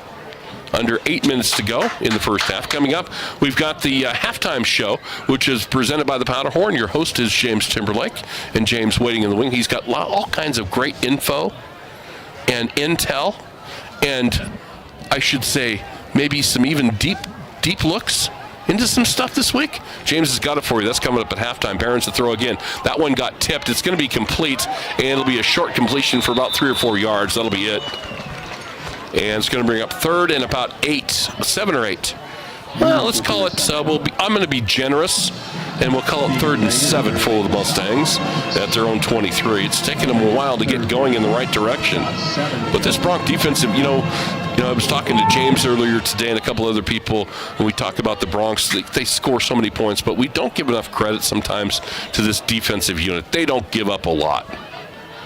They do not give up a lot of points. And now 3rd and 7 for the Mustangs inside their own 25. Well, Barons, he's got to throw, and he will look to throw. Going to throw it deep down the middle, and it's going to be picked off. Oh, my goodness. Terrible throw. Absolutely awful throw. And it's picked off by Gilby. Ty Gilbertson with the interception. Gilbertson waited that thing forever. He looked like a punt returner. As soon as Barons let it go, you could almost tell that it was going to be out of there, and it looks like we've got an injured NC player in the backfield. I don't know if that's the quarterback or not, if he got hit as he let it go. But as soon as that ball left Barons' hands, it was destined for an interception. It hung in the air, and Gilbertson stepped right in front of it.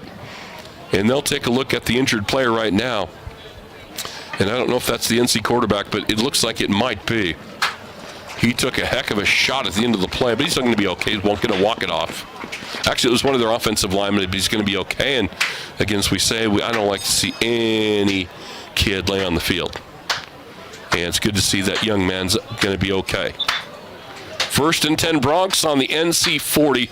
Now the Bronx with 6:43 to play in the first half and a 21-0 lead, looking to put the hammer right now on the Mustangs. You can really start putting the hammer on them right here on the first turnover of the ball game. 1st and 10 Bronx at the NC 40. After the pick, Kelton Crow in the backfield right now with Berrettini. 4 wides in the set from the 40-yard line. Grooms will come in motion and give it to Groomsy, and he'll run to the left, short side of the field, and he is at the 30, breaks a tackle and dropped at the 29. He'll have a first down, a gain of 11 by Taryn Grooms on his senior night. What's so great about longevity in broadcasting here in Sheridan, it was so cool to see Taryn today, and I've had this conversation with other dads. Larry Grooms, who is a great one of our firefighters here in Sheridan, Larry, Taryn's dad, was a quarterback in 1995 when the Sheridan Broncs won the state championship, and that's where the name Groomsy came about. He was also a catcher for the Sheridan Troopers, and Taryn out there on the field right now in his senior night on 1st and 10. And this time it'll be the quarterback, Berrettini, will keep it, fakes it to Grooms, and Dom will pick up maybe a yard. That'll be it. Berrettini on the keeper. They'll spot it tackle. 2nd and 10. At the Natrona County 29-yard line. No gain on the play. So 2nd and 10 for the Broncs. Grooms again lines up next to Berrettini on his right side. And this time, give it to Grooms. Up the gut, not a whole bunch, but 4-down territory for the Broncs inside the 25-yard line of Natrona County. Only 5.5 to go. Clock running here in the first half. 21-0 Broncs on the range scoreboard. Line of scrimmage is the 24-yard line of Natrona County. 3rd and 4, we'll call it, for the Broncs. Grooms will stay in the backfield with Berrettini. 3 wides of the set to the far side. And it'll be Grooms again up the gut. Big hole at the 5. And near the goal line, he's in for the score, Taryn Grooms. And the Broncs have blown it open. And the Broncs have blown this wide open now with 5:06 to go in the first half. Thanks for coming. That's all I can say. Groomsy from 19 yards.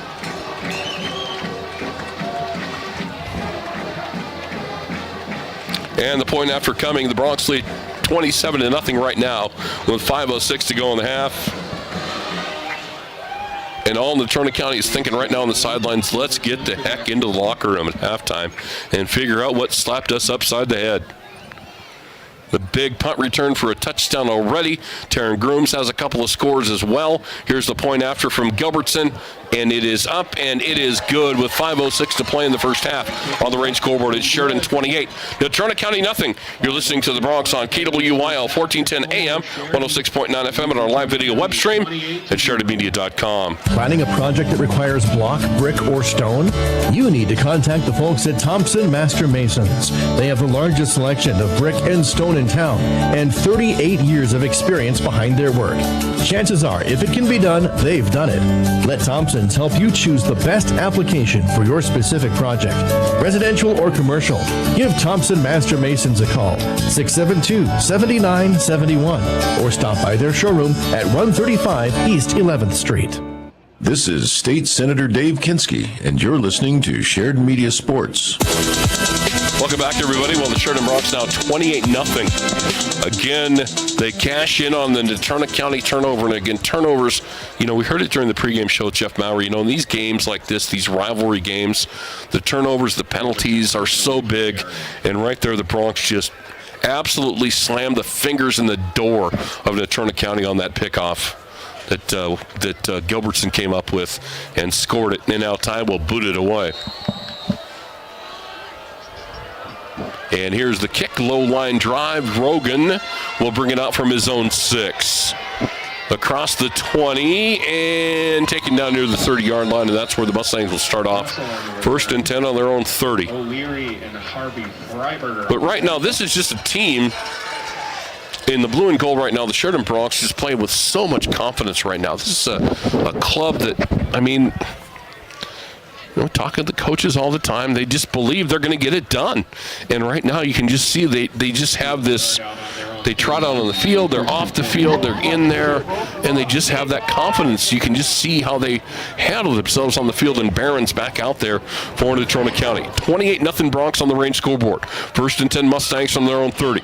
Barron's going to throw. Rolling right through, going to throw it underneath, and look like a decent gain, and it will be about a 6-yard pickup as they go out of the backfield.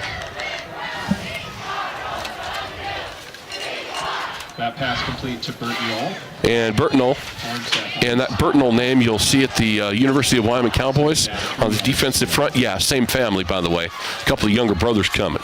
His big old brother plays for the Cowboys. Call a gain of 7. 2nd and 3, nothing. A loss on the play of a couple. And that was just a straight give to Cantrell, and he got smoked and a loss on the play. Only about a yard. And the Bronx again just dumbed that one down. The ball back to the 36-yard line of NC. 3rd and 4 coming from the Mustangs. From their own 36. Barons will take the snap, fake the give, going to throw. Got a man incomplete. They're going to have to punt. Pass intended for 3rd and goal. Incomplete. Form set and It's 28-0. You cannot go for it, can you? Inside your own 40 in the first half. Down 28-0. Apparently they're going to do it. Or we're going to see a pooch kick here. I think that maybe Barons, the quarterback, might just pooch kick this thing. 4th and 4 inside your own 40. Well, let's see if they do it. I'm thinking a pooch kick's coming, and he will pooch it. And he shanks this thing out of bounds. The Bronx will have great field position. And again, that's a play that Don Julian really instituted when Don came and became the head coach of the Bronx back in 2007. It's one of those 3rd and short, not quite sure if you're going to go for it. To make sure you're not going to get a punt return, you let your quarterback punt it. And some other teams have adopted that strategy in that time.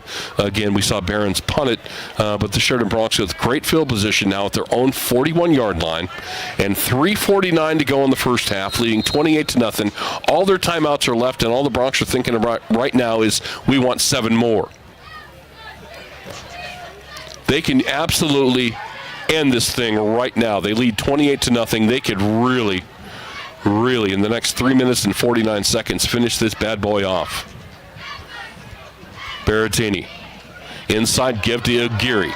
And Naid into the secondary, out to across midfield to the Natrona County 45. A gain of 16 for Naid. Let's call it a gain of 15. They'll give him the 46-yard line of NC. A gain on the play. And that's all these, the blue and gold, all they're doing is they're looking at that goal line right now, and they can smell it. That's what they're thinking of.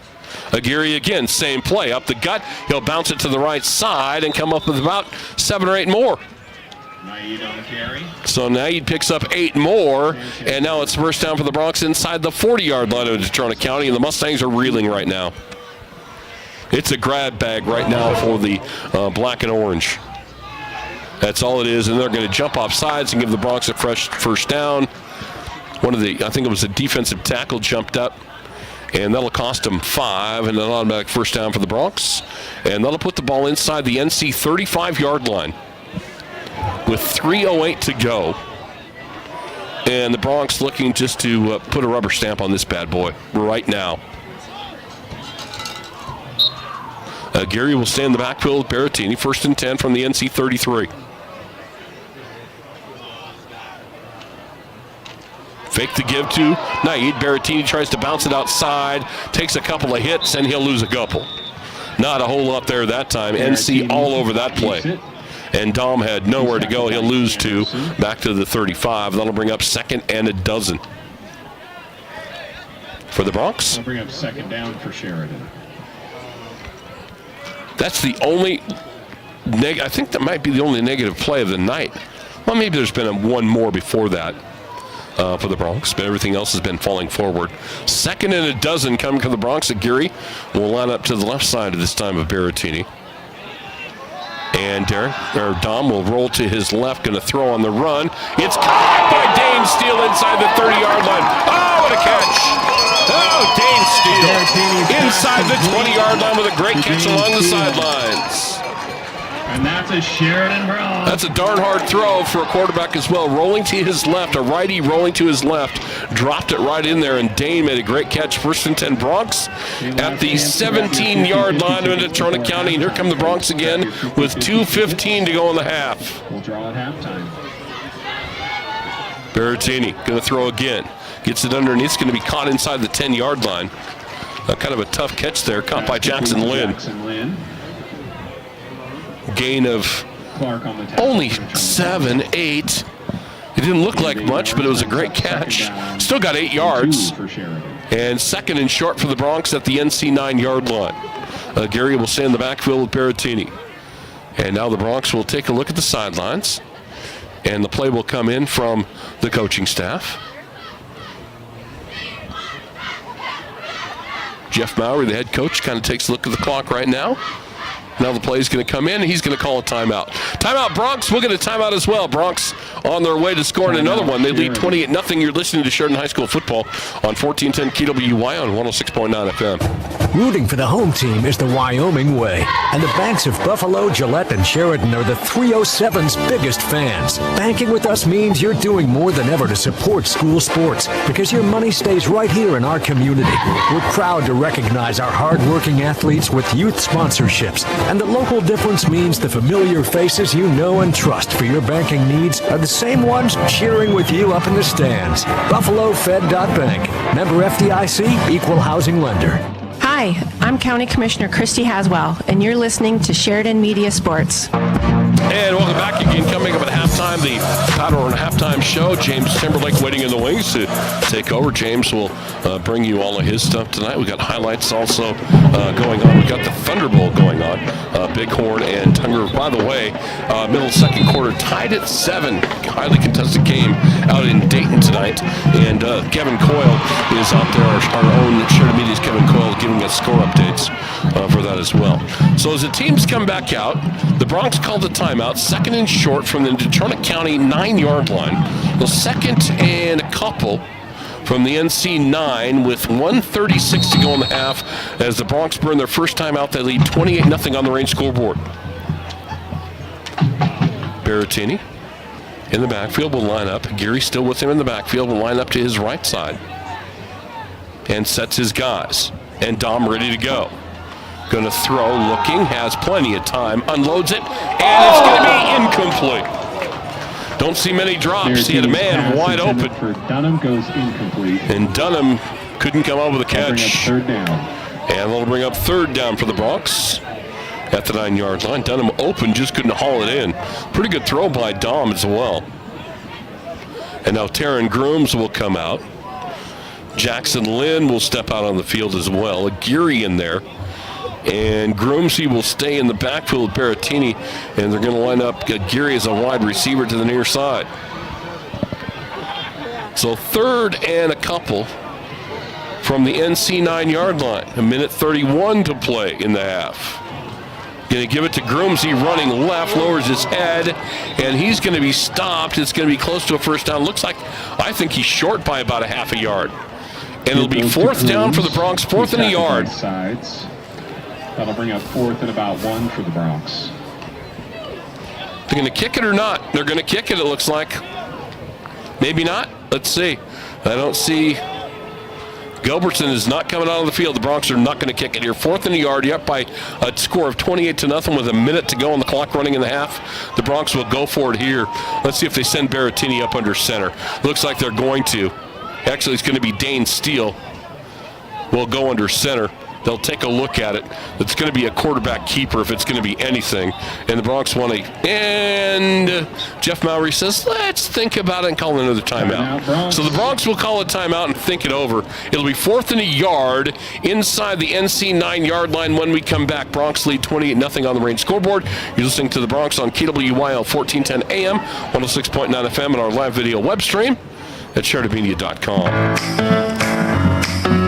This broadcast brought to you in part by One Health, focused on caring for our communities one person at a time. One Health's integrated care model has been recognized throughout the state of Wyoming and combines primary and behavioral health under one roof. With locations in Sheridan, Powell, Lovell, and Grable, Wyoming, One Health improves the well-being of everyone by providing accessible, quality health care for the whole community. Visit onechc.org for more information. Hi, this is Ken Balkenbush with Prime Rate Motors and Super Trailer Store, and you're listening to Sheridan Media Sports.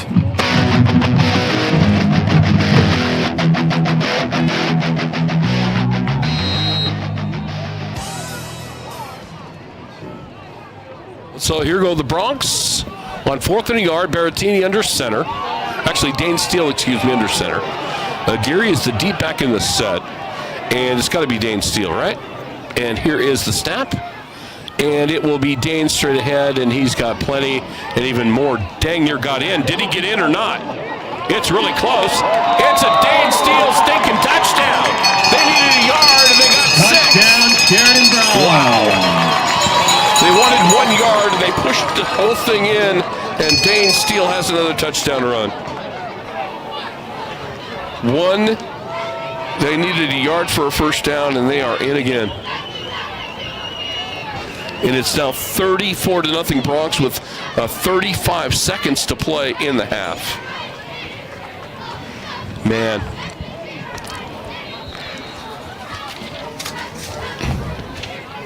What's Natrona County thinking?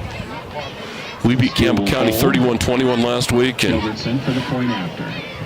my goodness, the Bronx have just put a whooping on these cats in the first half. Gilby in for the point after. Todd Gilbertson for the point after. Dane Steele will hold. High snap, kick on the way. Kick is up. It is good with a half minute to go in the half. 35-0 Bronx on the Range scoreboard. You're listening to the Bronx on 1410 KWYO, 106.9 FM. Did you know Sheridan Motors is Sheridan's only locally owned and operated new vehicle dealership? That means when we thrive, Sheridan directly benefits. We're proud to support our hometown through sponsorships, good deeds, and excellent full-time jobs with benefits. Stop by your locally owned and operated Sheridan Motors to check out our incredible selection and find out what's coming soon. We know you have a choice when it comes to shopping for new and used cars, servicing your vehicle, and purchasing tires. On behalf of Sheridan Motors' entire team, thank you for your business. Hello, this is Michelle Manival from the Sports Stop and Foot of the Bighorns, and you're listening to Sheridan Media Sports. Well, what a night. Military, veteran night, senior night, and the Bronx absolutely putting a... You know, I don't like to use terms like curb stomp too much. It's kind of a curb stomp tonight because it's your rival. My goodness, I've been broadcasting long enough, and I've seen curb stomps. Natrona County has curb stomped the Bronx a few times over the years. And right now it's Sheridan's time because Natrona County's got some great football teams over the years, and the Sheridan Bronx as well. And they have abused each other over the years, and Kilby will boot this one away, and that will be a touchback in Natrona County. But I mean, you don't very often. And James is sitting here with me getting ready for the halftime show. We're talking about Cheyenne East and Sheridan this year, Natrona County, Thunder Base. You can throw those schools in there. Not very often do you see the top echelon teams in 4A football just pound somebody, especially near the top of the standings. It's 35-0, and this is a damn good football club that Steve Harshman's got. And right now they're just being humbled. And I've been at Natrona County High School a few times where the Sheridan Bronx had a good football team and got humbled. And that's kind of the way it goes. Barron's ready to go with his guys again. Half minute to go in the half. Bronx lead 35-0 on the Range scoreboard. Barron's give to Yates. And actually the quarterback, Barron's, will keep it, and he'll lose a couple. Maybe a yard. They'll give him a yard loss on the play. 2nd and 11 coming. And we'll see if the Mustangs snap it again or not. Time to lick your wounds, and sometimes you got to do that. You know, sometimes you just got to take your whooping. Sometimes you got to take it, and right now, it's only the first half. We got a lot of football to go. The Mustangs are taking their whooping right now, but I can tell you this, that veteran coaching staff and that Mustangs locker room is not going to be real happy at halftime. This will be a whole different ball game, and we are at the half right now. Oh, my goodness, on the Range scoreboard. It's Sheridan 35, Natrona County nothing. You're listening to the Bronx on KWYO 1410 AM and 106.9 FM and our live video web stream at SheridanMedia.com. Coming up next, we've got the Powder On Halftime Show with your host, James Timberlake. The law offices of Chapman, Valdez, and Lansing has offices in Sheridan and Casper ready to protect the freedoms and rights of the citizens of Wyoming. Michael Lansing, Nicole Soto, and Wade McCool provide competent local legal counsel focused on small businesses, real estate transactions, guardianships, employee protections, and personal injury. Michael, McColl, and Wade will aggressively, timely, and ethically protect your rights 24/7. Proud to support all local youth activities. Need screen printed and embroidered items? Well, whatever you need, Kilpatrick Creations is the go-to local company for these types of items. If it's screen printed or stitched, we are the ones to help you. Give us a call first. We're here to help you and want to help you with your imprinted garment or accessory needs. We've been in the business and serving Sheridan County for over 20 years. We have the experience, talent, and selection of goods. Most recently, they donated an astounding $100,000 toward the new turf field project here at Scott Stadium.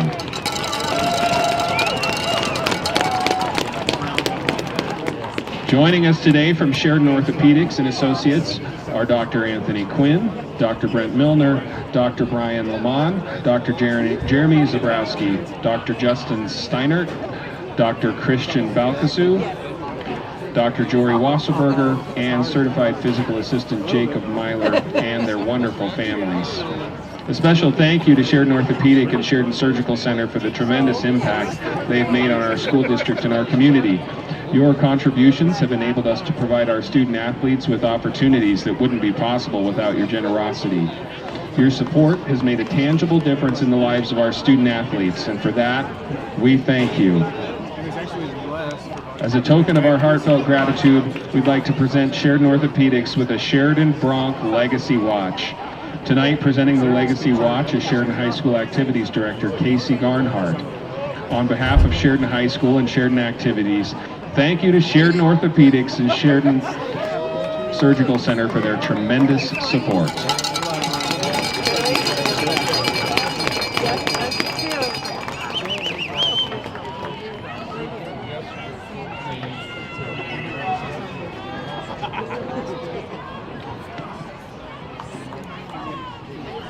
Get out those 50-50 tickets, folks. As the band gets set, we will draw our 50-50 winning ticket. Please dig out your 50-50 tickets.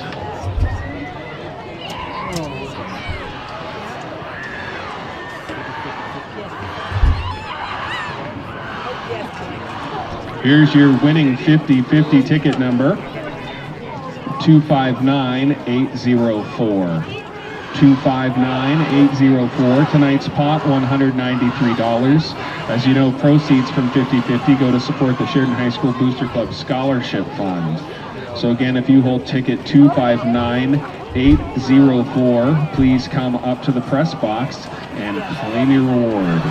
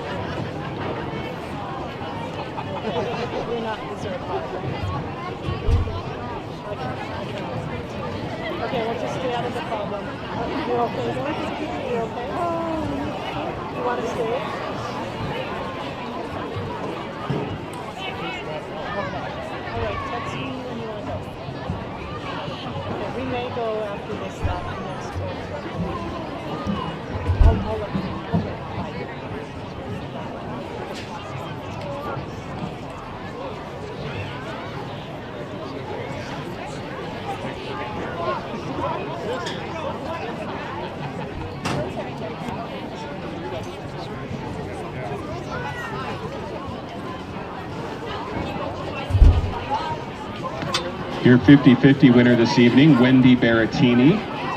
Thank you, Wendy, for donating $193 right back to the Sheridan High School Booster Club Scholarship Fund. Wendy, we appreciate you.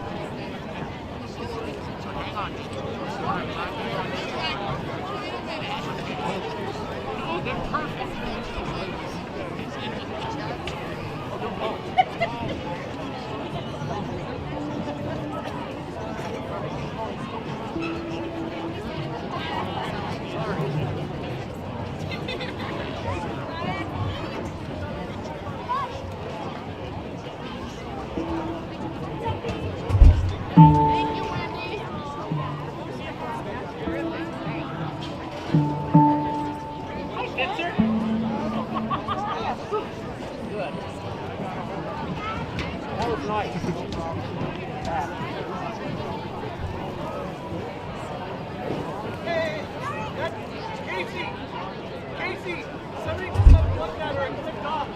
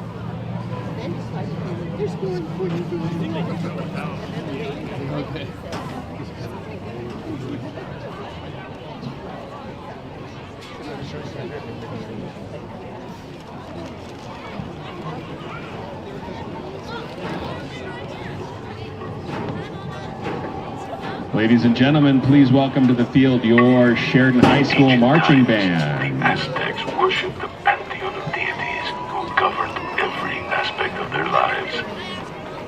Among these were the fierce and mighty gods of war, rain, destiny, and order. Their power was beyond measure, and they were both feared and revered by the people. Yet, as the fates would have it, these gods were about to be tested in a way they never could have predicted, as an unexpected and cataclysmic event threatened to shake the very foundations of their existence. Soloists are Skylar Shields and Avi Bergman. The Bronx are under the field leadership of head drum major Will Brooks and assistant drum majors Maddie Miller and Dylan Lemon. Sheridan High School Marching Band, for their Fall 2023 show, present The Four. Drum majors Miller, Brooks, and Lemon, is your band ready?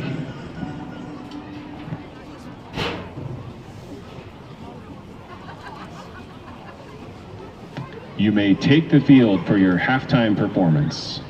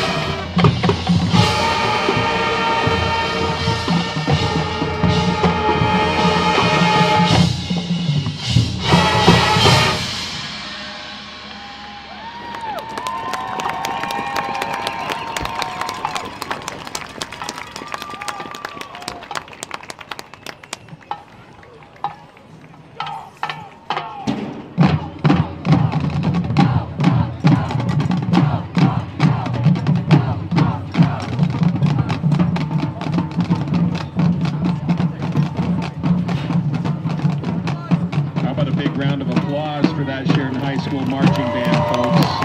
They head off to their state competition tomorrow in Casper.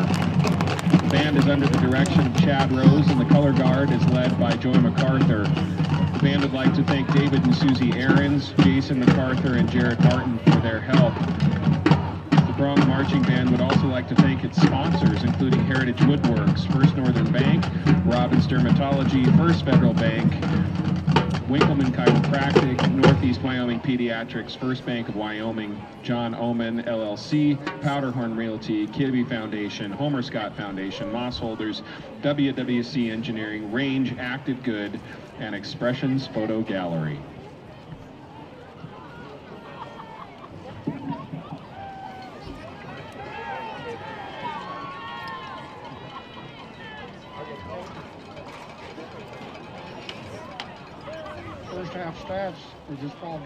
Or give us a call at 673-HOME. We look forward to helping you. Member FDIC, Equal Housing Lender, NMLS 1124841. Whoever said good things come to those who wait clearly never ordered in the McDonald's app. Just order ahead in the app, and you can pick up when you get here. Right now, buy one of your breakfast favorites from McDonald's, like the Egg McMuffin, Sausage McMuffin with egg, or large Sprite, and get the second for just $1. Offer valid one time per day from 8/28 to 11/5/23 at participating McDonald's. Valid for product of equal or lesser value. Hi, this is Elizabeth. And JT with EBIA Hearing and Sound. Hearing well is living well, and we're here to help. Not only are we able to provide premier hearing aid technology with Bluetooth and AI, but we can address the environment in which you are hearing. Our sound consultation services tailor solutions to fit your needs. Whether at work, at church, or at home, if you're struggling to hear, we can help. Call EBIA Hearing and Sound today, 674-8920. That's 674-8920. Have you been to the showroom at Thompson Master Masons? If you're thinking about doing a masonry project, you need to stop by and check it out. Thompson's is located on the corner of Broadway and 11th in Sheridan, with a showroom full of brick and stone samples. They offer both man-made and natural stone. As a matter of fact, Thompson Master Masons has the widest selection of stone, block, and brick in town. Wholesale or retail, contact Thompson Master Masons.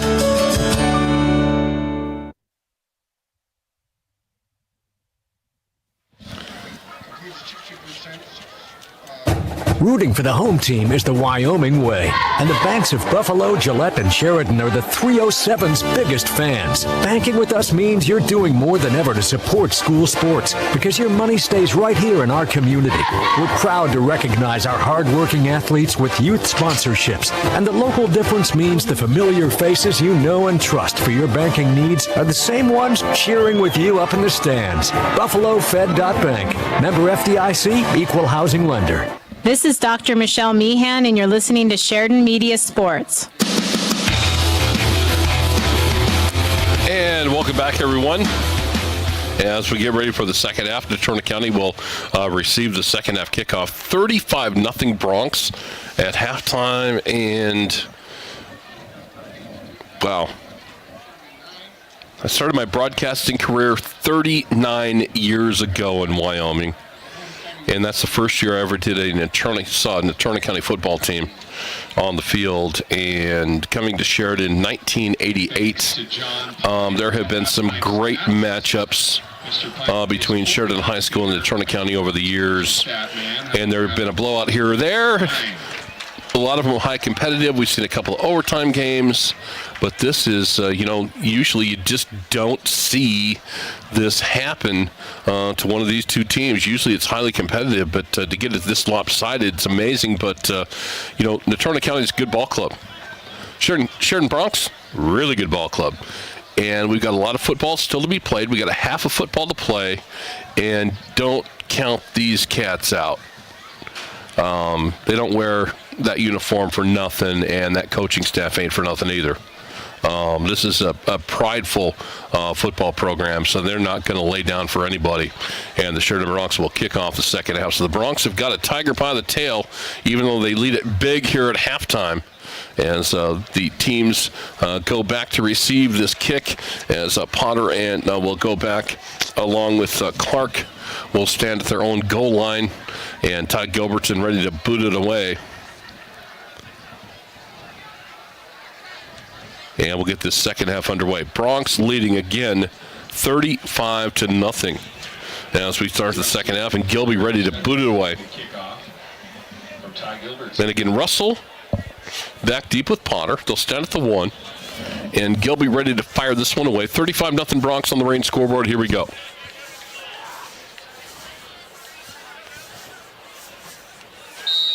And the Bronx have been very conservative kicking it away. This time Gilbertson will just hammer it.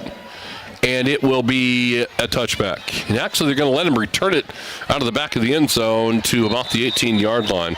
And that's going to be Russell. He caught it. Apparently, you can catch it and take it back into the end zone. He caught it at the goal line. They'll let him bring it out to the 19-yard line. 1st and 10 for NC at their own 19. They'll let him bring it out of the end zone. It's not where the man is, it's where the ball is. And Behrens will come out, the quarterback for Natrona County. 35-0 Bronx as we get ready to go here. Behrens in the backfield, Cantrell the running back with him. 1st and 10 for the Mustangs, opening play of the third quarter. Bronx lead 35-0 on the range scoreboard. First snap of the game, Behrens, quick toss out to Cantrell to about the 26-yard line, a gain of 6 or 7 on the play. And again, just a quick toss. A gain of 7 on first down. 2nd and 3 coming for the Mustangs from their own 26-yard line. 35-0 Bronx as we're just underway here in the third quarter of the range scoreboard. 2nd and 3 for the Mustangs. Behrens. And this time Yates, or it's going to be Cantrell again for a couple more. He'll be a yard shy of the first down near the 29. It actually looks like they're going to give him the 30. It will be a first down. So they'll give him the 30-yard line. 1st and 10 Mustangs, just shy of their own 30 as the ball, nose of the ball, just barely touching the 30-yard line for a first down. So the Mustangs come out, run 3 plays, get a first down, and the drive continues. As Cantrell will stay in the backfield with Behrens. 3 wide to the near side, loans up to the far side.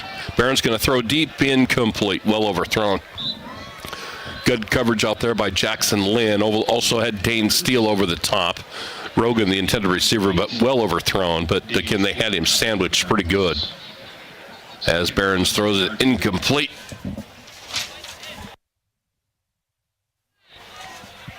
And again, the Mustangs, not the kind of team that want to throw the ball a whole heck of a lot. They want to run it if they can. Here's 2nd and 10. Bad snap. Behrens in trouble. Down he goes, back inside the 20. Snapped it over his head. Dane Steele. Actually, it was not Dane covering him. It might have been Dane Steele got him. Yep, Dane Steele will cover him from his safety spot. So a bad snap that time. 19 yards to go. And now a loss on the play all the way back to the 20.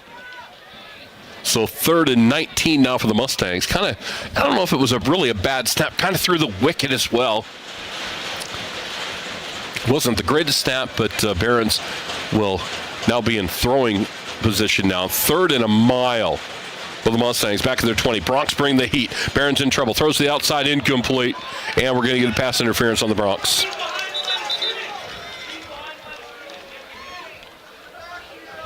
We'll get pass interference. Let's just wait here a second. Burtnell was the intended receiver.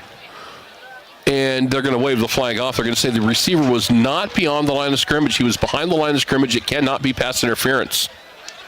He was behind the line of scrimmage, so they waved the flag off. Great call by the officials. They were all over it. Didn't even think about it. Said, yep, I threw the flag. I saw the hit. Referee said, nope, not beyond the line of scrimmage. It is not pass interference, and the Mustangs will punt it away. The flag, or the hit was early, but again, the pass behind the line of scrimmage negates that, and now Natrona County will line up in punt formation. And here is the punt. Rugby-style kick, low knuckleball, and on a bounce, the Bronx really can't field it, but Dane Steele will go after it anyway and field it. There's on 42-yard line, and he drilled backwards. Now he gets loose. Oh, look out. Now he's at midfield. Here comes Dane across the field, 40. At the 35, 30, down the sideline, spinning away and taken down inside the 25-yard line. Flag down, though, back at the Bronx 42. It's coming back. About the time you thought you weren't going to get any fireworks, then you got a little bit, and then we threw a bucket of water on your fireworks because it's coming back. Flag thrown at the Sheridan 42. Probably a block in the back when, as soon as Dane reversed field, that's probably where the block came. You can almost guarantee 99.9% of the time somebody's going to get clipped in the back, especially when a runner or return man reverses field like that, and it'll cost the Bronx 10. But they still lead 35-0 with 10, just under 10 to play in the third quarter. And Dom Berrettini will bring his guys back out. Nighty Gary are actually in the backfield with him. It looks like it's going to be for the Bronx. Kelton Crow, I think, is going to be in the backfield right now with Dom. And here we go. 1st and 10 for the Bronx at their own 37. Berrettini to throw, looks down the middle, got a man wide open, caught by Reed. It's a track meet. It's a Sheridan Bronx touchdown. Breck Reed, 70 yards, make it 69 yards. Wide open, nobody around him. My goodness, what a quick strike, 69 yards. Wow, Berrettini, again, rolling to his left, throwing back to the right, and Reed was absolutely no one near him. And the Bronx now make it a 41-0 ball game on the first play from scrimmage of theirs from the second half. They forced Natrona to punt and smacked him right in the mouth. Steele will hold it. And now Ty Gilbertson on for the point after. Wow. That was ridiculous. He was so wide open. Well drawn up play. And here's the point after from Gilby. It is up, and it is good with 9:44 to play in the third quarter on the range scoreboard. It's Sheridan 42, Natrona County nothing. You're listening to the Bronx on 1410 KWYO 106.9 FM. On our live video web stream, SheridanMedia.com. This broadcast brought to you in part by One Health, focused on caring for our communities one person at a time. One Health's integrated care model has been recognized throughout the state of Wyoming and combines primary and behavioral health under one roof. With locations in Sheridan, Powell, Lovell, and Grable, Wyoming, One Health improves the well-being of everyone by providing accessible, quality health care for the whole community. Visit onechc.org for more information. This is Bailey Reddy with Sheridan Physical Therapy, and you're listening to Sheridan Media Sports. And welcome back, everybody. Well, that last play, Berrettini rolled to his left, stopped, and threw back to the right, and Breck Reed was absolutely a lonesome dove out there all by himself, just waving his arms, throw it to me. And Berrettini dropped a dime on him, and it's a touchdown, 42-0 Bronx. 9:44 to go in the third quarter, and Gilby ready to boot it away again. And again, back deep to receive Bo Russell and Rogan Potter back to receive this kick from the Bronx. And Gilby a high end over ender, and it will be Russell from his own 5, 15, 20, and about the 21-22 yard line, and he'll be buried there. And the Mustangs will take over inside their own 25-yard line. But wow, what a night. Big play after big play. That one 69 yards. The pass play to Reed. The Bronx also Taryn Grooms had a 19-yard run. Dane Steele a 6-yard run. Dane Steele had the 70-yard punt return. Dane Steele a 48-yard run. And Taryn Grooms a 41-yard run. Yeah. Boat race right now, and let's see if the Mustangs, what they can do with it. Barron's ready to go, going to come out throwing. Chuck's underneath, got a man that's going to be caught, and the completed pass to Aiden Yeomans. So Yeomans will catch the ball out about the 27-yard line, a gain of about 7 on the play. 2nd and 3 coming for the Mustangs. Let's call it a gain of 6. 2nd and 4 Mustangs. Or 2nd and 4, excuse me. Gain of 6 on that play. Out at the 27-yard line. Barron's to throw again deep down the middle. Got a man going to be incomplete. Had Rogan running down the seam. Had a shot at it. Couldn't come up with it near midfield. Made a pretty good move on the ball, actually. Got his hands on it, but couldn't haul it in. And the pass will go incomplete. Pretty good throw that time by Barron's. Dropped it right on the money. Maybe a little bit behind the receiver. And he got both hands on it, couldn't haul it in. 3rd and 4 coming for the Mustangs at their own 27-yard line. So here's 3rd and 7, or 3rd and 3, excuse me. Barron's to throw again, out in the flat. Got a man, going to be caught by Yeomans, and he'll shake one man, and he ain't going to shake Berrettini, and he will be dropped shy of the first down by about a yard. It's going to be 4th and a yard as Don Berrettini made the initial contact. Then he was cleaned up by Ray, also got in there, also for the Bronx coming in on the stop that time. Getting a piece of the ball carrier was William Brooks, and NC will send the punting unit out there. Actually, they'll keep they're going to keep the offense on the field, looks like. Going to go with a different quarterback maybe here, different look here. Nope, they're going to send the punter out there. I can't believe they're going to punt it, though. I cannot believe they will punt this ball. It's going to be a fake, and it was an ill-advised fake, and the Bronx stoned it. Oh, my goodness. Oh, my goodness. Well, maybe the second effort, they might have got a first down out of it. They sent the punter out there, and they faked it, and the Bronx had him stuffed initially, and I think they're going to get a first down out of it, by golly. First Bronc on the scene, Garrett. All I know is right now the Mustangs are damn lucky. Dang lucky. Otherwise, the Bronx are looking at a running clock right now, and the Mustangs will have a first down. That was a fake punt that the Bronx ate up, and the second effort got them an extra yard for the first down, and they are real lucky. Otherwise, this thing would be in the books right now with 8 minutes to go in the third quarter. That's a lucky ball club right there because the Bronx sniffed that thing out in a hurry. So the offense will come back out for Natrona County, 1st and 10 at their own 32. So they do get the first down. Barron's to throw the outside, going to be caught and gain to about the 39-yard line, a gain of about 7 on first down. Making the catch, Clark will have the 7-yard reception out to the 39-yard line. So the Bronx really didn't get fooled on the fake punt. They had it stoned, but the second effort got them the first down. And second down and 3 coming for the Mustangs at their own 39. Barons to throw again. Looks to the outside. Got a man can be caught there. They'll have the first down and more out across the 45-yard line to about the 46, 47-yard line. On the catch that time was Humans. Out to the NC 47-yard line. Still 42-0 Bronx. 7.5 to go. Clock running third quarter on the Range scoreboard. Coming up tomorrow, we want to invite you to join us online at our website, SheridanMedia.com, for the live video highlights of tonight's ballgame presented by Century 21 BHJ here in Sheridan and Johnson County. Bears to throw again. Bubble screen out in the flat. Got his man, and a flag flies. It's coming back. It would have been a first down, but it's coming back. We're going to get a block in the back, I think, right around the 48-yard line, right around the line of scrimmage. We're going to get a block in the back against Natrona County. And that's what it'll be. Holding instead of a block in the back. It'll be a hold on Natrona County. At the 48. That'll cost them 10 from there. So back to the 38-yard line. That'll bring up first and 20 for the Mustangs back at their own 38-yard line. So that stings a little bit. Actually, they'll mark it at the 37. So first and 21 for the Mustangs back at their own 37-yard line.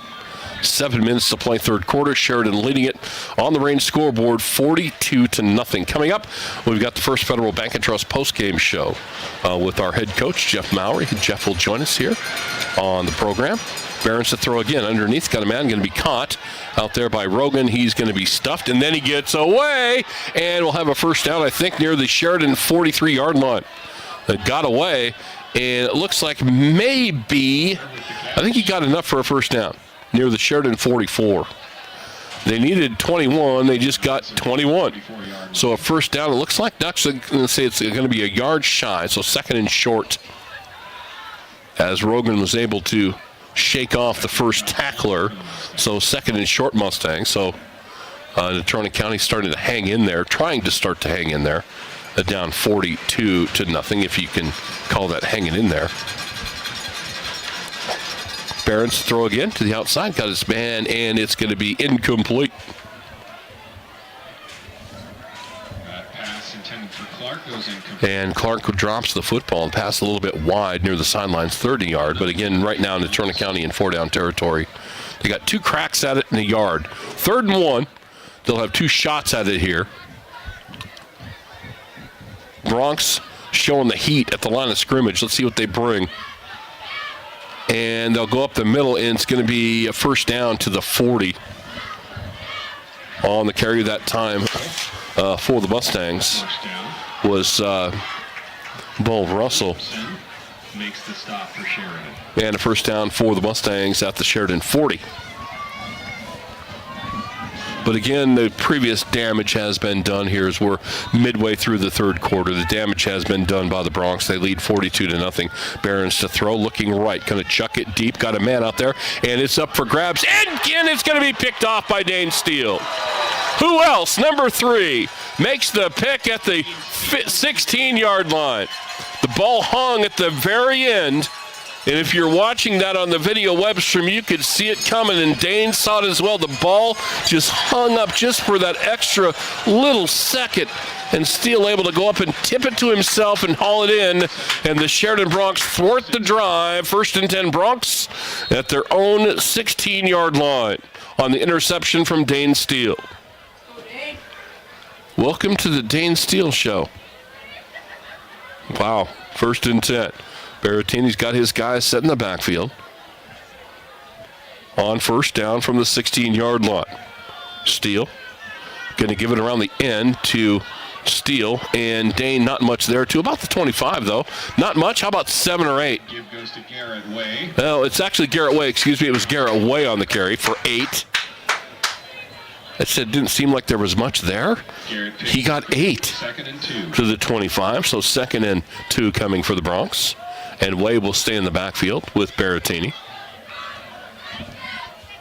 On 2nd and short, Way, and also in the backfield is Crow.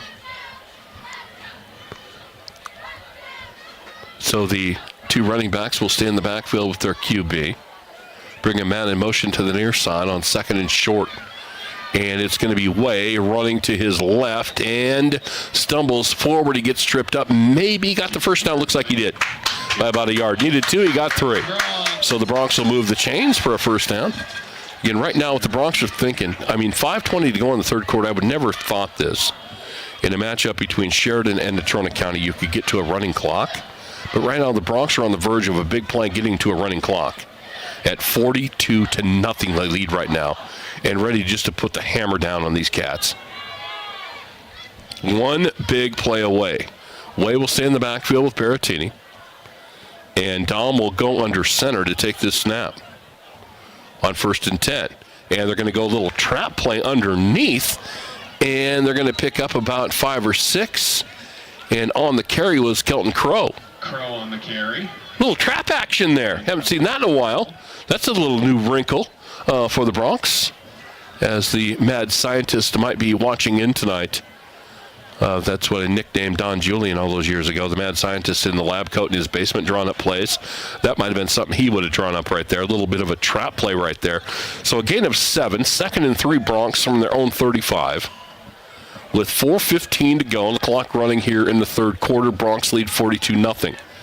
42 is a special number, and the give straight ahead.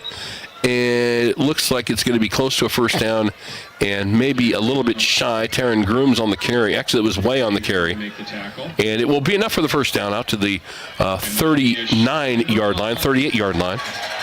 Number 42, we retired that years ago. Number 42 was celebrated a week ago. Homer Scott Jr. Scotty wore number 42 for the Sheridan Broncs, and that's where they sit right now at number 42. Let's get it to 49 and get the heck out of here. That's all I can say. That's just so cool. I'm looking at it right now, and you can see it if you're watching the video web stream. Homer Scott Field, Homer Scott Stadium, senior and junior. And number 42 up there on the scoreboard right now. And if anybody's here in the stadium listening, get your phone out and take a picture of that bad boy. 3:40 to go here in the third quarter. We got a timeout on the field. We'll get a timeout as well. You're listening to the Broncs. They're up big here on 1410 KWYO and 106.9 FM. Did you know Sheridan Motors is Sheridan's only locally owned and operated new vehicle dealership? That means when we thrive, Sheridan directly benefits. We're proud to support our hometown through sponsorships, good deeds, and excellent full-time jobs with benefits. Stop by your locally owned and operated Sheridan Motors to check out our incredible selection and find out what's coming soon. We know you have a choice when it comes to shopping for new and used cars, servicing your vehicle, and purchasing tires. On behalf of Sheridan Motors' entire team, thank you for your business. Hi, this is DJ Dearcorn of First Federal Bank and Trust, and you are listening to Sheridan Media Sports. Welcome back, everybody, after the timeout. Coming up for the Broncs. The ball on their own 38-yard line here in the third quarter, 3:40 to go. Here in the third, Broncs lead 42-0 is your score. And Berrettini will give it off to Way, running right, and he is in the clear, spinning into the backfield, and he'll take it to the NC 45-yard line and a first down for the Broncs. Spinning his way all the way to the 45. Potter there to make the tackle. 1st and 10 Broncs now at the NC 45. 1st and 10 from the 45-yard line.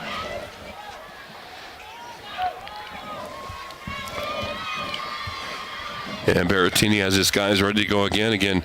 Way getting a lot of snaps tonight. Good to see him out there getting those snaps. Injured early in the season, and now we're finally getting a chance to see him work his magic as well.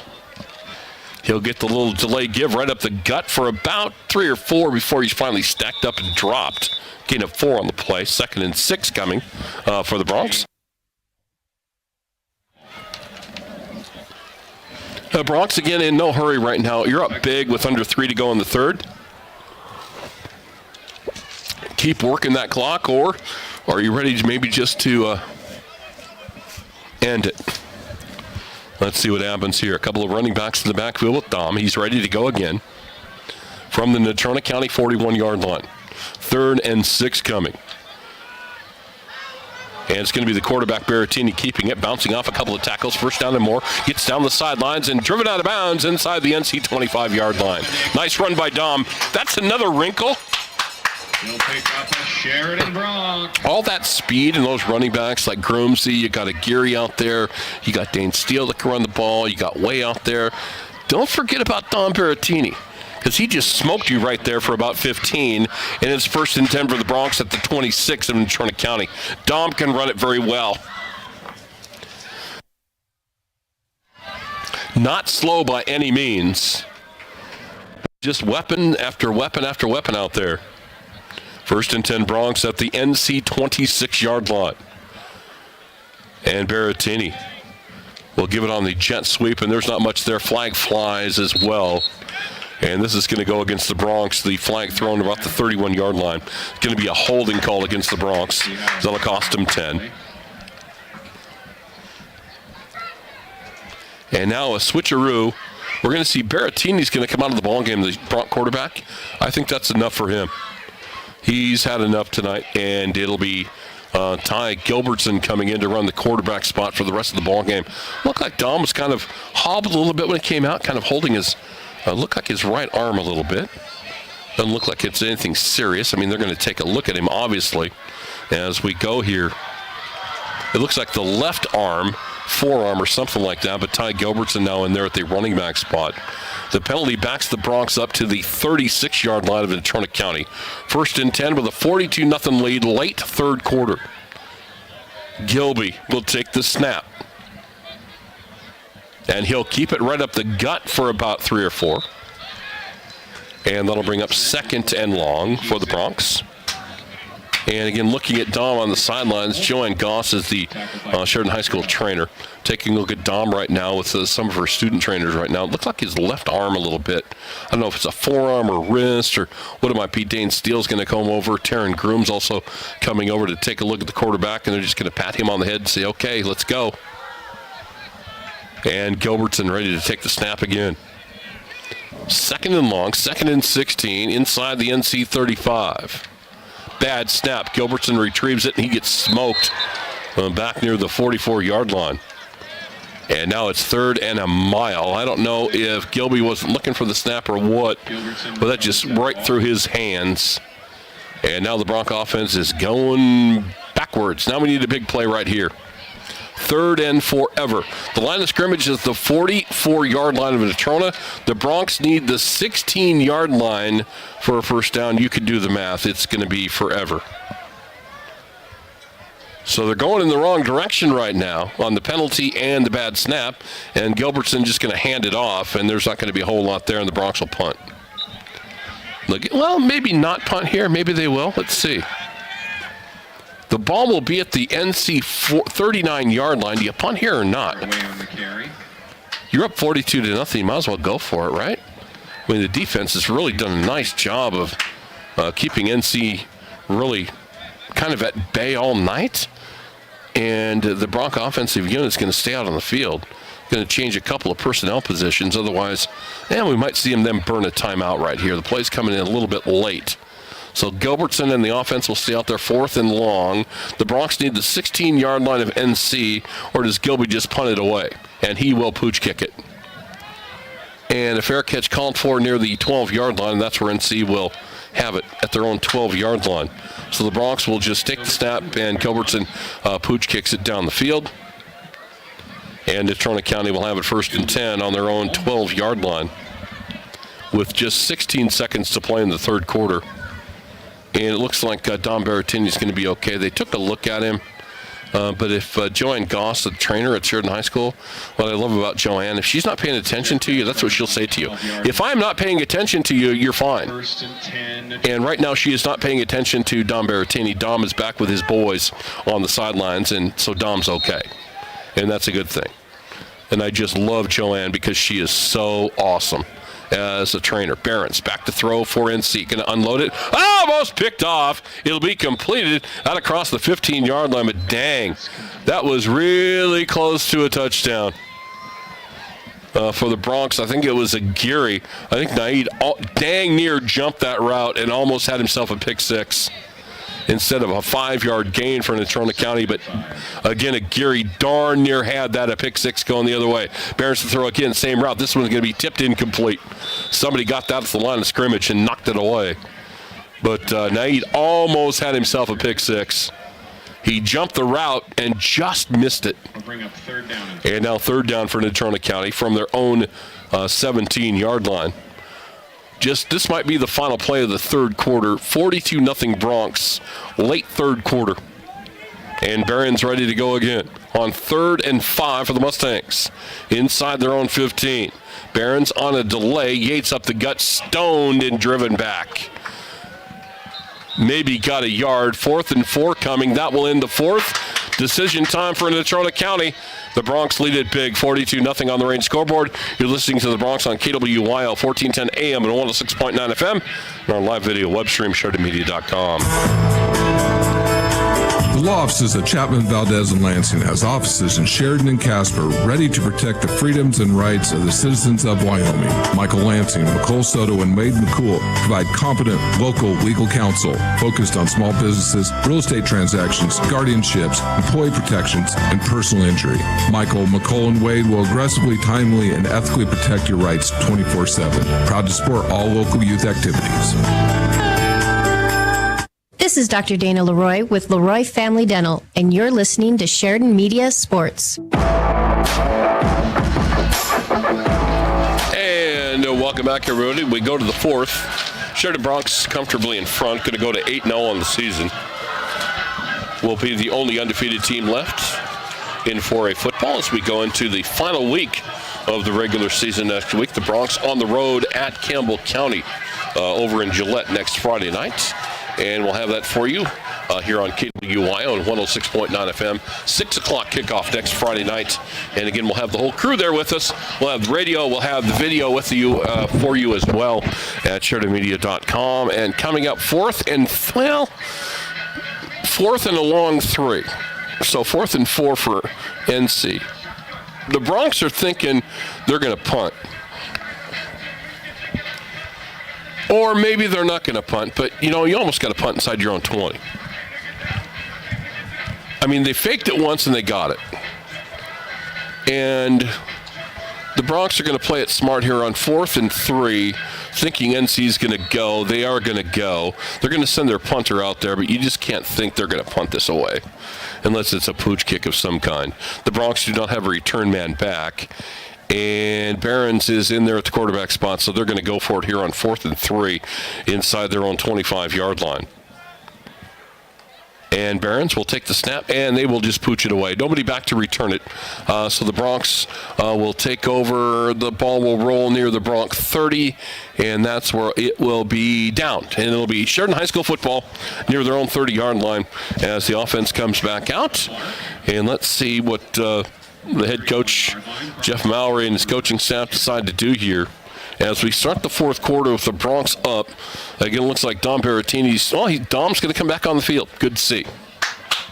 Got dinged up a little bit, and Ty Gilbertson went out there, but Dom's back in there. Bronx will keep the starters out there. It's 42-0. We're going to see different running backs in there as well. They've really done a nice job. Kind of Taryn Grooms early in the ballgame. Taryn got some great coverage, great runs early. We haven't seen a whole lot of Taryn in the second half. We've seen a lot of Naid Aguirre, and we're going to see Naid right now. And Berrettini will go under center. 1st and 10 Bronx at their own 31. And they'll go that inside handoff to Kelton Crow running left. He'll have the first down and a little bit more. Gain of 11 by Kelton Crow. Out across the 42 to the 42-yard line. And the Bronx will move the chains as we start the fourth quarter, and the Bronx again up big, 42-0. Only one score in the second half. That was Berrettini to read on the 69-yard pass play. That's the only scoring of the second half for the Bronx. All the damage done in the first half. Natrona County has not sniffed the goal line tonight. Not even close. 1st and 10 Bronx at their own 42. Berrettini will keep it and loses a couple. Dropped right at the 40-yard line. It just was not there. With the ball, he's tackled by Cantrell. And actually, it was Ty Gilbertson. It was not Berrettini that time. So Dom's out for the rest of the ball game. I think that was enough. He ran a play, and that was enough. So your starting quarterback out of the ball game right now. So it's going to be Ty Gilbertson the rest of the way. So 2nd and 12 for the Bronx from their own 40-yard line. With 11 minutes to go, clock running 4th quarter. And Gilby will take the snap.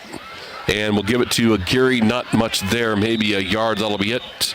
And 3rd and 11 coming for the Bronx.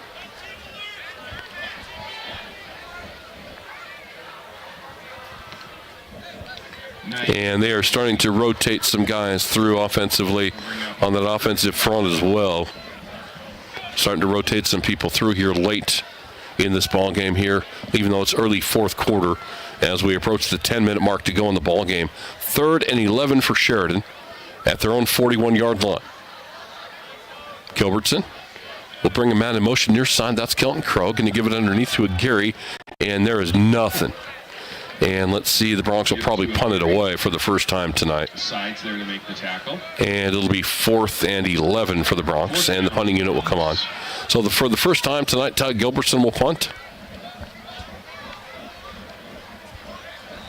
But again, clock will continue to run, even though we'd love to see him pile it on. I'd love to see one more. Love to see one more. But 42-0's good enough for me. That's good enough for Homer Scott Jr. He wore number 42 for Sheridan High School. We'll keep it right on 42 for Scotty tonight for sure. And Gilby to punt it away. And a good rugby kick gets a good bounce. And it will trundle inside the 20-yard line. Natrona, they'll have it 1st and 10 on their own 15-yard line. And Natrona County, again, will take over offensively. But again, the Mustangs tonight, not a sniff at the goal line. Not even a threat at the goal line tonight.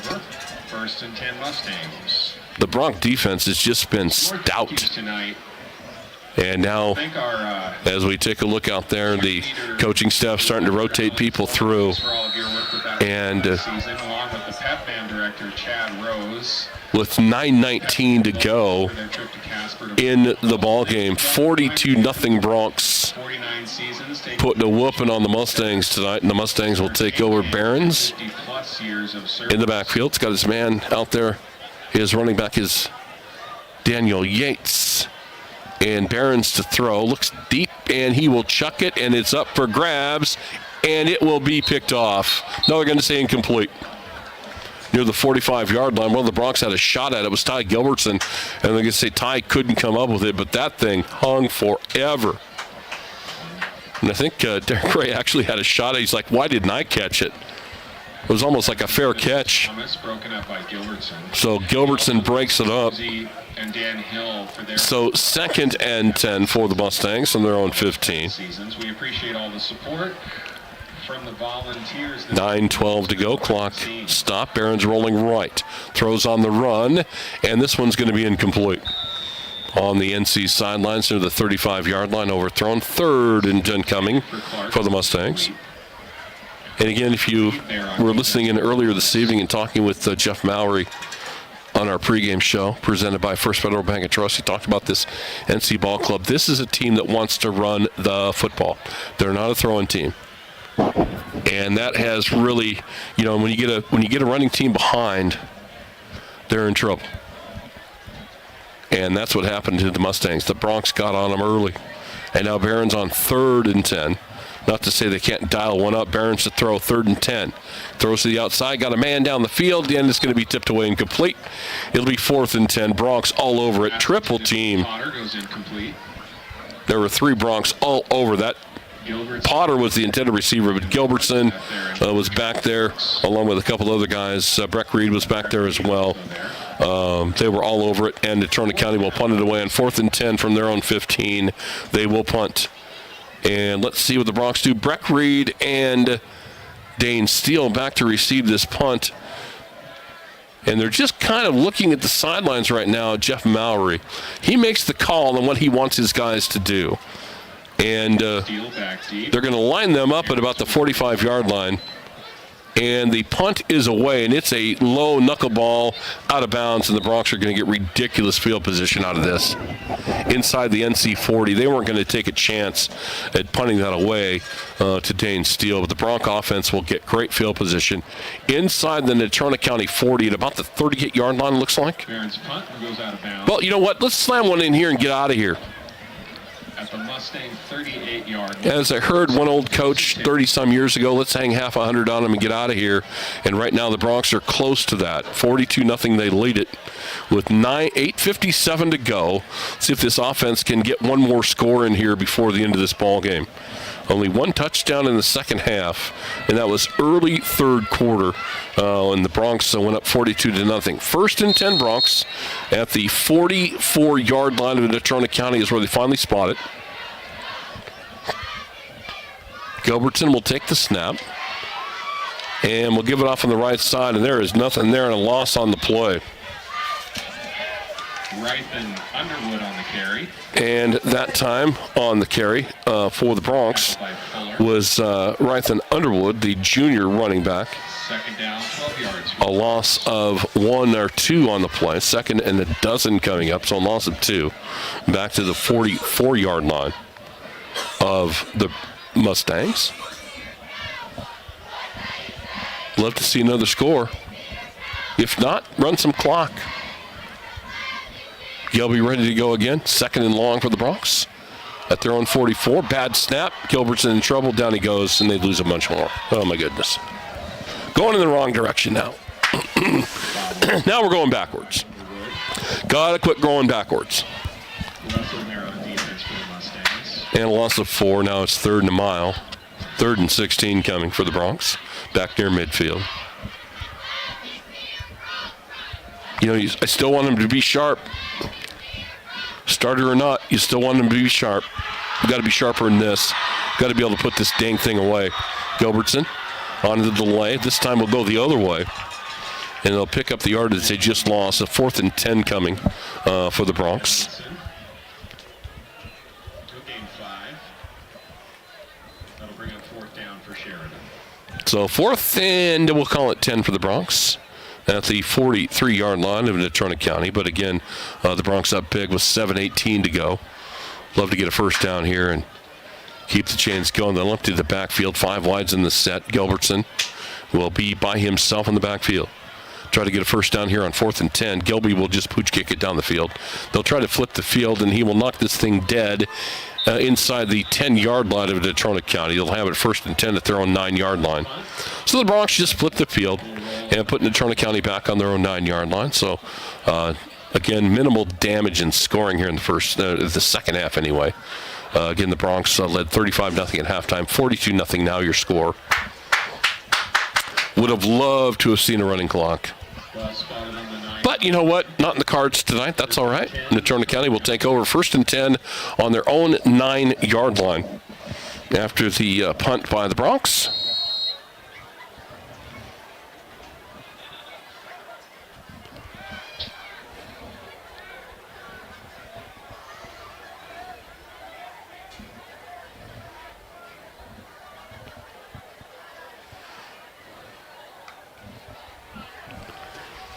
On first down, little running play is going to go out to Cantrell. He'll be run out of bounds out near the 20.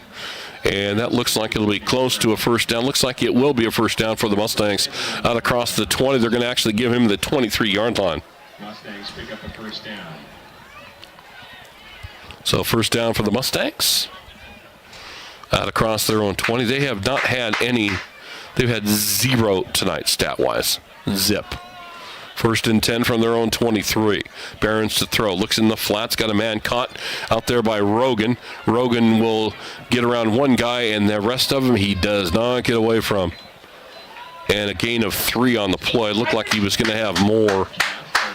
But the Broncs close in a hurry. Good gang tackle that time. And a gain of 3. 2nd and 7 coming for the Mustangs from their own 27-yard line.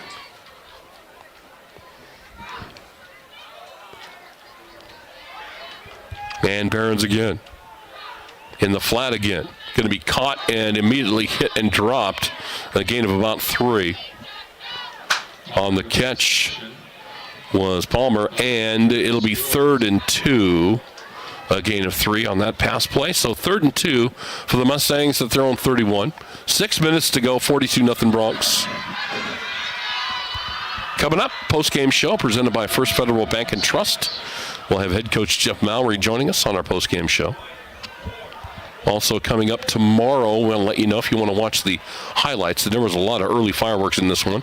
And the Mustangs are going to come up with a first down, pass out in the flat to Cantrell, the running back, and he'll take it out to near midfield for the Mustangs in a first down. But again, tomorrow morning on our website, SheridanMedia.com. Look for the highlights of tonight's ball game. Again, most of the highlights all in the first half, and there was a bunch of them. And you can watch that live. Our great sponsor, Century 21 BHJ Realty. Great folks here in town in Sheridan and Johnson County. Really supporting the kids and supporting businesses in town. They'll have all the highlights live for you tomorrow on our website, SheridanMedia.com. 1st and 10, Mustangs, their own 46. Screen pass, incomplete. That might be a backward pass. That thing's still alive, I think. Well, maybe not. The Bronx will cover it, but our officials will wave it off. Incomplete. The pass was a forward pass as I look at it now. Behrens did throw that forward by a couple of yards, but for a second there, that was still up for grabs, and that'll bring up an incomplete pass. 2nd and 10 for the Mustangs at their own 46-yard line.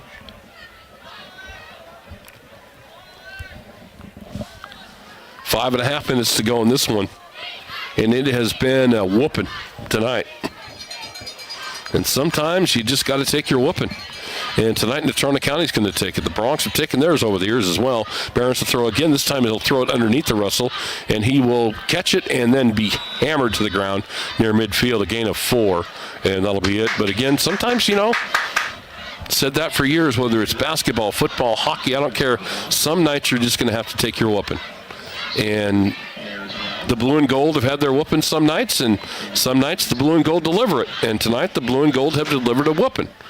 And you just have to be a veteran guy and, just be resilient and deal with it, because next week is the final week of the regular season. Natrona County in the same boat. They've got a chance to make it to a state championship game just like the Sheridan Bronx do. And that's really all that is left on the line. Another week of the regular season, then you're in the playoffs, and nothing's guaranteed after that.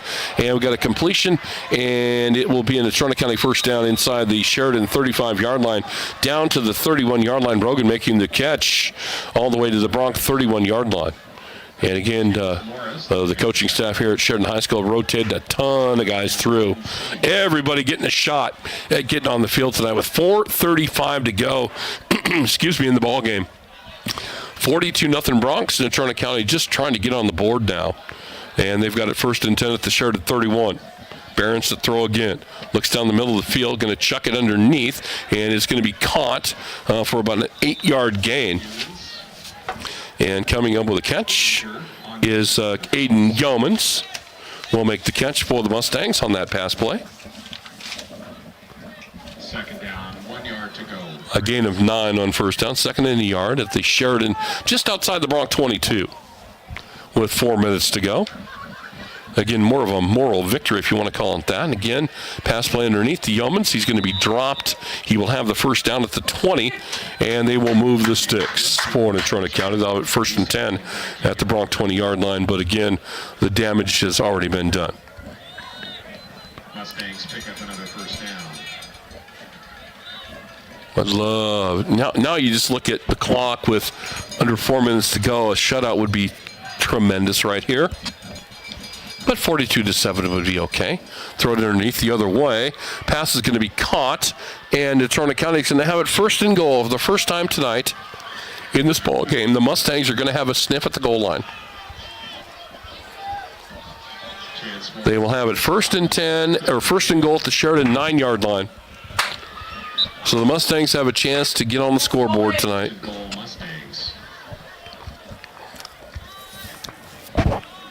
With under 3.5 to go on the clock running, 42-0 Bronx. Mustangs have it 1st and goal at the Bronx 9.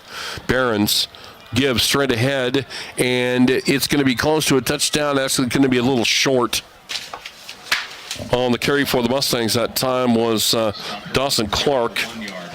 and he will be stopped at the 1. So it looks like the Mustangs might get one in tonight. So they might have something to celebrate unless they blow it here from the 1.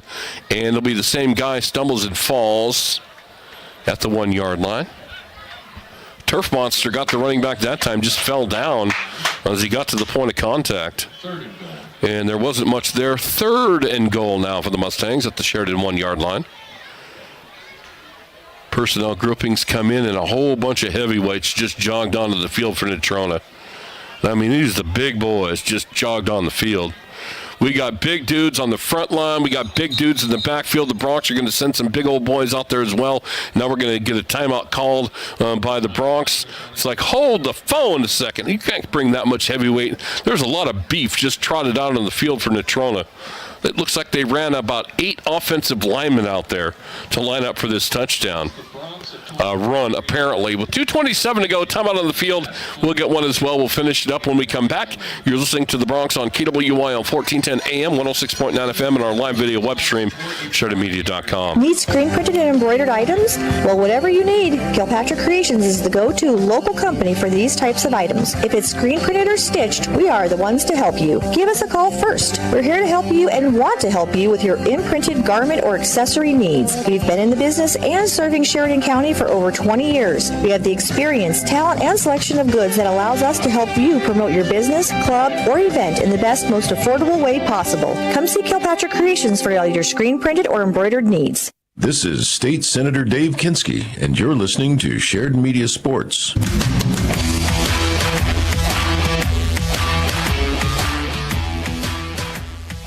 Back, everyone, as we continue here in Natrona County, facing the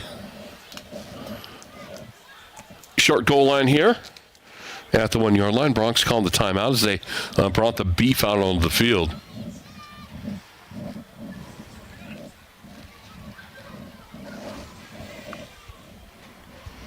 And right now we have an injured player down on the Sheridan sideline, so I did not spot that.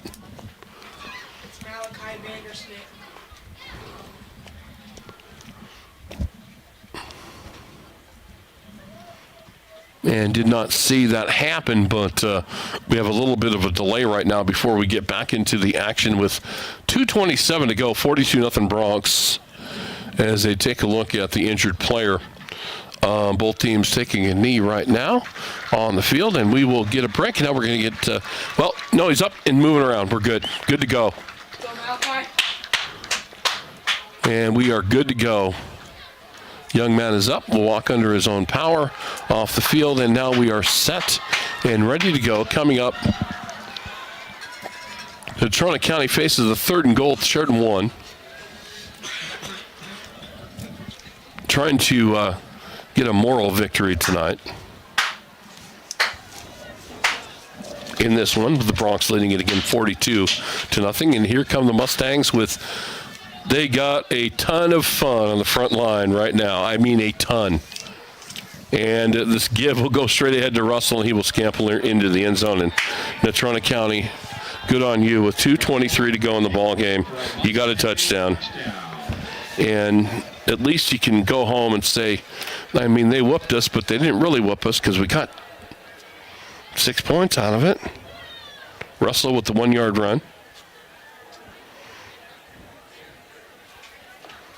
And apologizing, not really, to Natrona County fans who might be watching in or listening in tonight, since you don't have any radio that broadcasts your games in Casper. But they got a touchdown tonight. We'll take our victory anytime we can get it, because there's been plenty of whoopings down at your place as well over the years. Extra point on the way is good.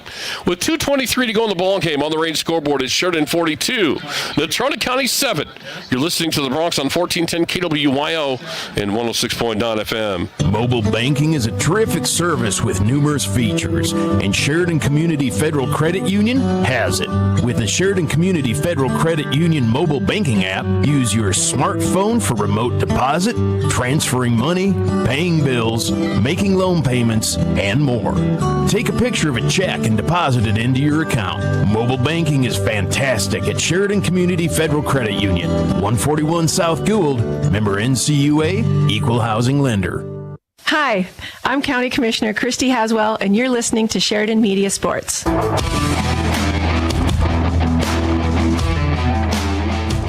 Back, everyone, as we get ready to wrap this bad boy up. 42-7 Bronx, 2:23 to go, and all Sheridan High School would like to do right now is just wrap this thing up, maybe run the clock out, and just finish it up with handshakes and all that kind of stuff. 42-7 right now. Russell with a 1-yard touchdown run for Natrona County for their first touchdown of the night, and the Bronx are thinking onside kick, and so the hands team is out there right now. As Natrona County probably will onside kick. I would think they would do that. Steve Harshman again, great special teams from Natrona County over the years. Sheridan High School and Natrona County High School is, for me anyway, in the last 38 years of broadcasting football, the two teams that can really get it done with the special teams. They'll block punts, they'll fake it, they'll do all they can to it, and they will whiff on the kickoff. It's a whiff. Oh my goodness. The kicker whiffed on the onside kick. It went 2 yards. Whoopsie. You know, you get kind of jacked up, and that's kind of what happened right there. It was just a whiff, and the kick needs to go 10. It only went 2. And you can get kind of wound up knowing what's coming and just whiffed on it. It'll be a first down for the Bronx at the Natrona County 43-yard line. Again, that ball only went 3 yards. It needed to go 10. It only went 3. Will Greer in there right now at the running back spot for the Bronx. And actually the Bronx, Don Berrettini's in there. The Bronx are going to go into victory mode right now. Take some snaps and get out of here. I don't think that Natrona County is going to stop the clock. The Bronx will go into victory mode, and I think, you know what, this is when I've said this many times over the last few years about being a sportsman. When you stomp somebody, you stomp them, and that's just kind of the way it goes, and you take a knee and you run out the clock. And if you're getting whooped, and we've had a lot of great coaches here at Sheridan High School, have won a lot of great games. And sometimes when you get whooped, you don't call timeouts. You just let that clock run out and get the hell out of here. And that's what Natrona County's doing right now. Let's just get this over with. We've had enough. And the Bronx, again, in victory formation, which is the best formation in football for sure. Only thing left is handshakes. Bronx will take one more snap, and they'll just turn this thing back over if they have to. And that's the anticlimactic way to win a ball game. Where the Bronx are going to win this ball game tonight. 42-7 is going to be the final score. The Bronx one more regular season game to go, and it's going to be a toughie next week at Campbell County. The Camels got a good ball club. Sooner or later they were going to come back around, and they have. Only 2 losses on the season for Campbell against Shine East and this Natrona County bunch. And the Bronx will be there next week. Bronx will take another snap, and that will do it.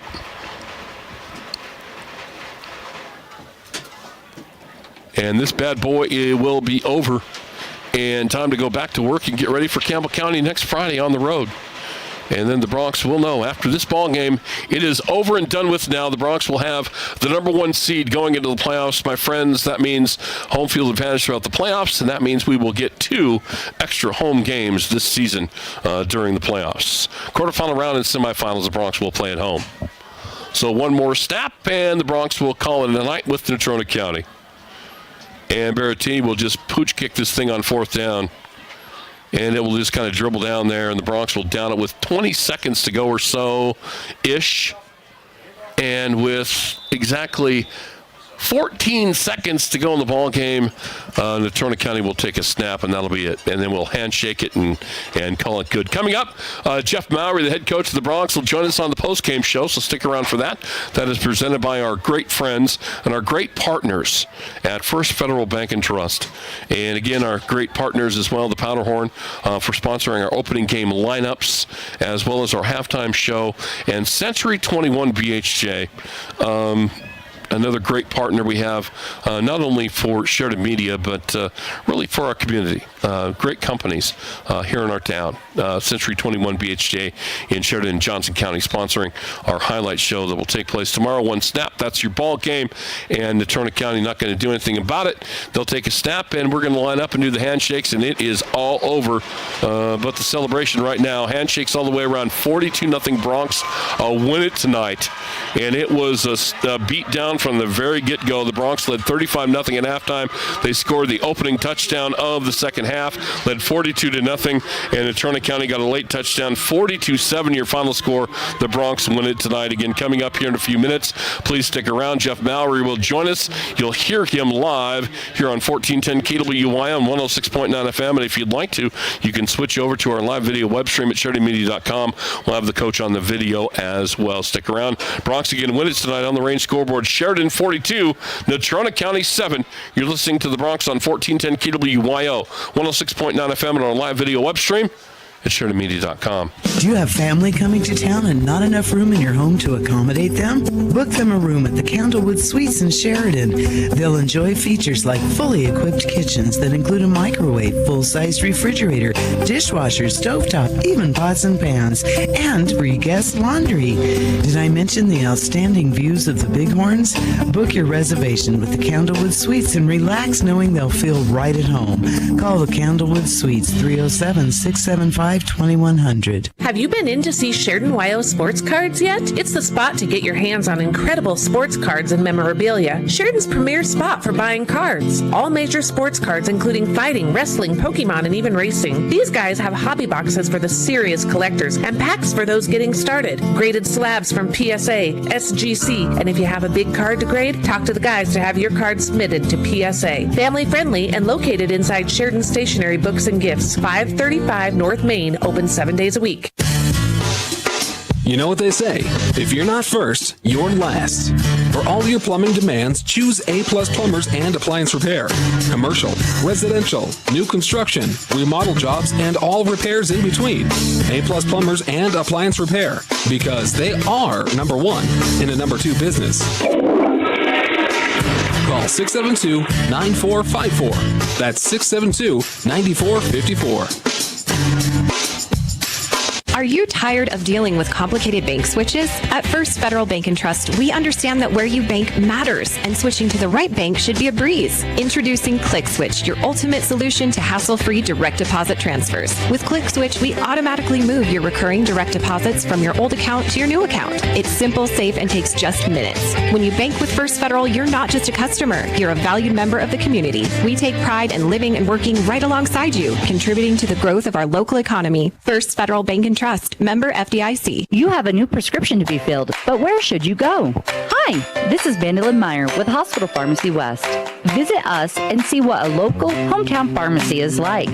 Keeping all your prescriptions in one place makes it much easier for you, and knowing your medication history helps our pharmacists answer your questions. We look forward to seeing you at Hospital Pharmacy and Hospital Pharmacy West. Hometown pharmacy, hometown care at Hospital Pharmacy West.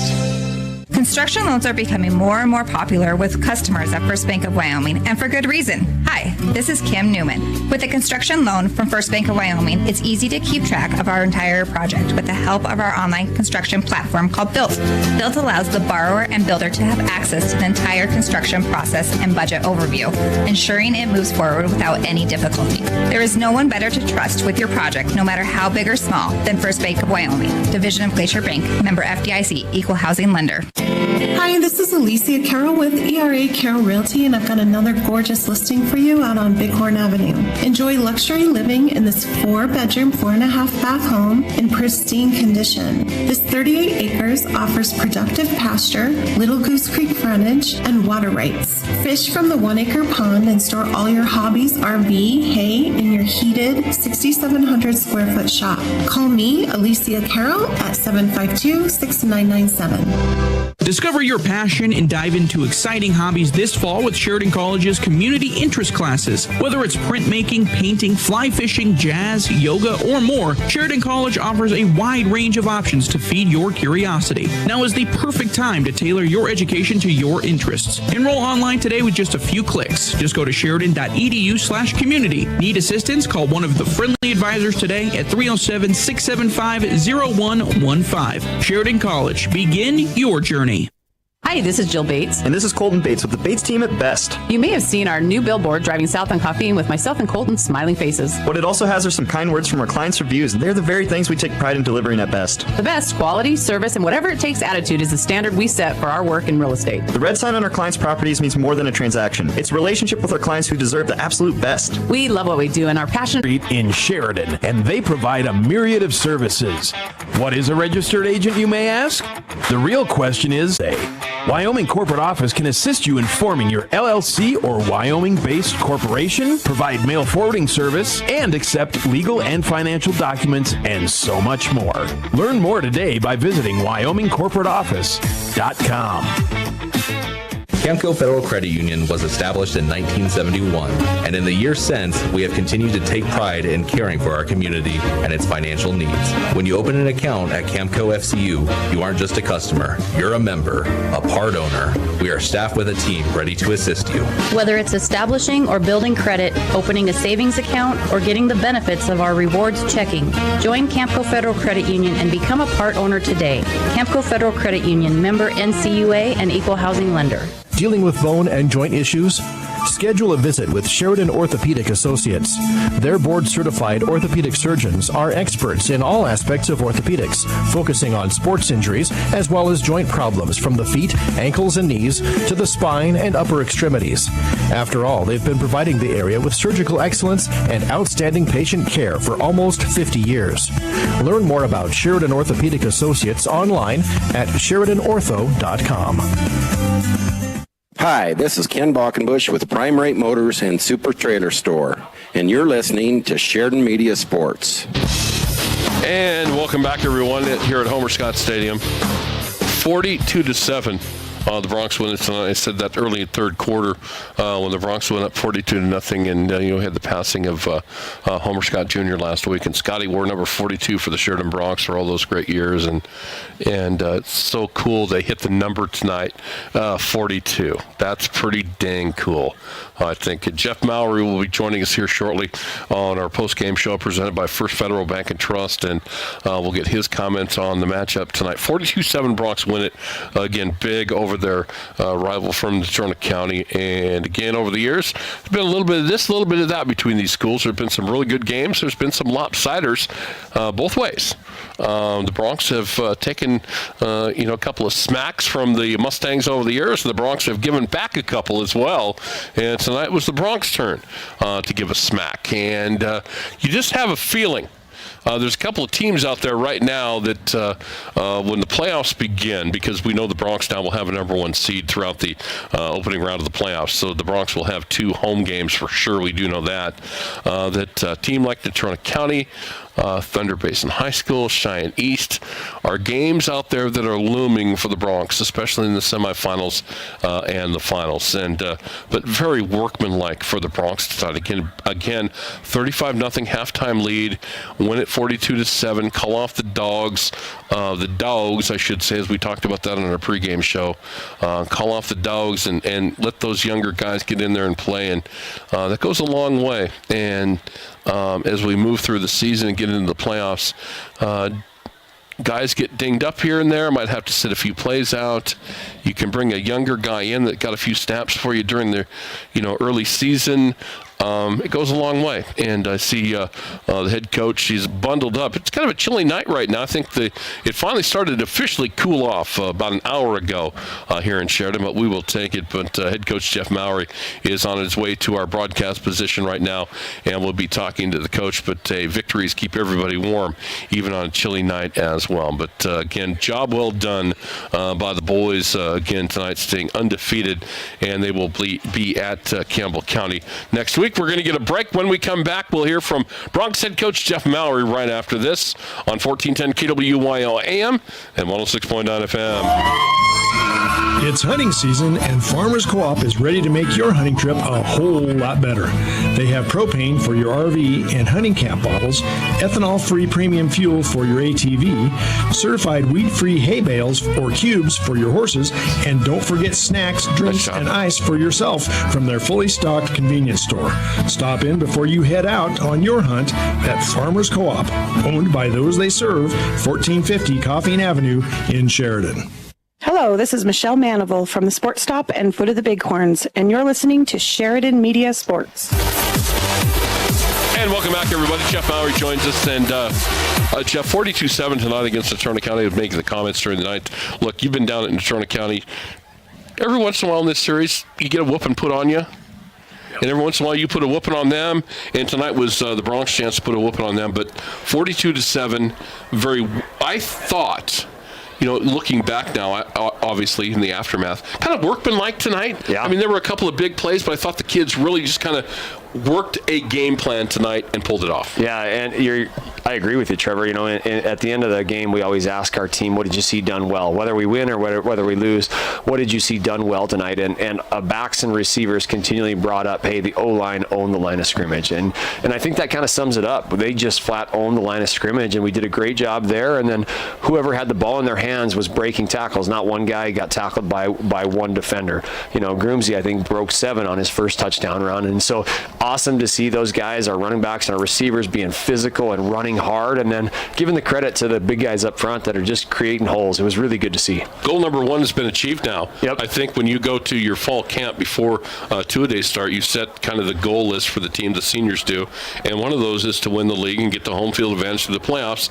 You did that tonight, and so the kids have achieved goal number 1. Yeah, that's a huge thing in 4A. If you can stay home in the playoffs, it's absolutely huge. We got a big state, and you could travel across the state, and we secured that 1 seed, and so we're going to be home as long as we continue to win in the playoffs. And so, senior night tonight is sometimes emotional and things like that, but our guys are really excited that they get to play here again. They've guaranteed themselves at least one more game, and so tonight becomes a little less emotional because they know they have one more opportunity to play in front of this great fan base and in front of this stadium that we have here. A couple of things away from the football.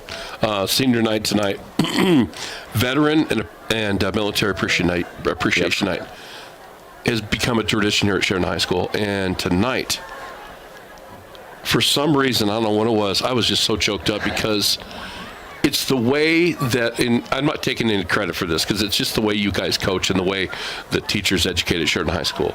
We're here, yes, it's about the football. Obviously, that's why we're all here, but it's the bigger picture. And to see these young kids, the 16 and 17-year-olds, come out and see these veterans and military people, these people that could be their grandparents, if not older, just recognize them. It's not, yes, we shake hands and everything, but to recognize that, I think, is really special for us to teach the younger generation that you respect those people. Yeah, you're spot on, and our guys understand that. And we talk about how to shake their hands, how to look them in the eye, and because those guys, they put their lives on the line. And the neat thing is, you go down there through the line and you see some grandparents of our kids, you see fathers of some of our kids, and it's just awesome to see those guys that they deserve that recognition. That's the least we could do is give them a little bit of time in front of our game. They make this all possible, and so it was really cool. And the seniors and the parents too.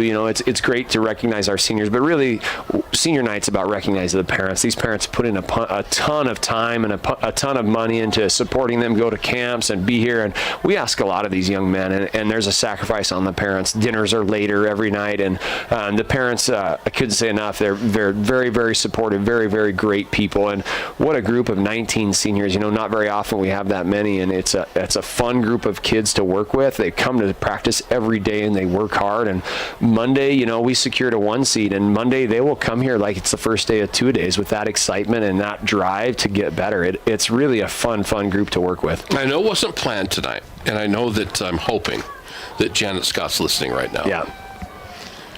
Scotty Scott wore 42. And you stuck 42 on the scoreboard tonight.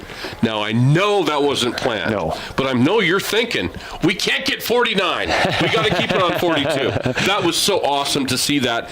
And it's one of those things I probably normally wouldn't have recognized that, but for some reason I recognized it tonight to see 42 on the scoreboard. and to see Homer Scott Stadium on the field, that's super cool too. It is, and you know, for so many years we were used to seeing Scotty everywhere and at football games. You know, and the thing about it is, I hate to say this, you know, sometimes we take things for granted, and I think as adults we kind of grow into that. We don't take things for granted, and now that Homer's not with us anymore, I don't want to say we took it for granted, but dang, 42 was good to see on the scoreboard tonight. Yes, Coach McEwen maybe would have asked for that 0 to stay there instead of the 7, but 42, and you're exactly right. We think about that, you know, now that Scotty's gone, and just a great thing to remember of what he's done for our community, and especially for this football team. Is we wouldn't be looking down on what we have right here if it wasn't for Scotty. And so wish Janet the best, and you know, we can support her however we can. And if the pride that Scotty took in Bronc football, I hope Janet continues to see the pride that we take in it, and hopefully we model what Scotty expected. Campbell County next week. Yep. I don't care. You know, they've fallen on hard times. So you and I had discussed this years ago when the school split in Gillette, and Campbell County really took it on they took it in the teeth hard. Eventually, the worm was going to turn. It's turned. Yep. They've got a good football club over there. The blue and gold better be ready to go next Friday. Yeah, there's no, you know, we got the 1 seed, and sure, that's great. They don't care. No, Campbell County's coming over here to knock us off, and that's what they want is momentum going into the playoffs, because they've also secured some playoff games, and so they're going to come in here and try to knock us off. They've got a phenomenal quarterback, very, very athletic. If you've been around the Sheridan area, you know the Droob name. They were there in the 90s. A couple of them went through there, and they are very, very good athletes. He's at quarterback, and then their running backs and their receivers are very, very athletic, and so, you know, we're going to see a more athletic team than I think we saw tonight against Natrona County. Natrona County beat them last week, but I think Campbell County is a really, really good football team that could give us some fits, and so we're going to have to prepare just as well as we did tonight to have a good game next week. Hey, Jeff, nice job again. Congratulations. Thanks, Trevor. You bet. Love it all. And again, Jeff Mowry, the head coach of the Bronx, joining us. And again, they put 42 up on the board tonight. And you can't help but think there's number 42 looking down on the field tonight, going, hell yeah, boys, way to go. 42-7, the final score tonight. Bronx at Campbell County next week. That's going to wrap it up from the stadium, everybody. Thank you for joining us. You've been listening to Bronx Football on 1410 KWYO, 106.9 FM, and our live video web stream at SheridanMedia.com.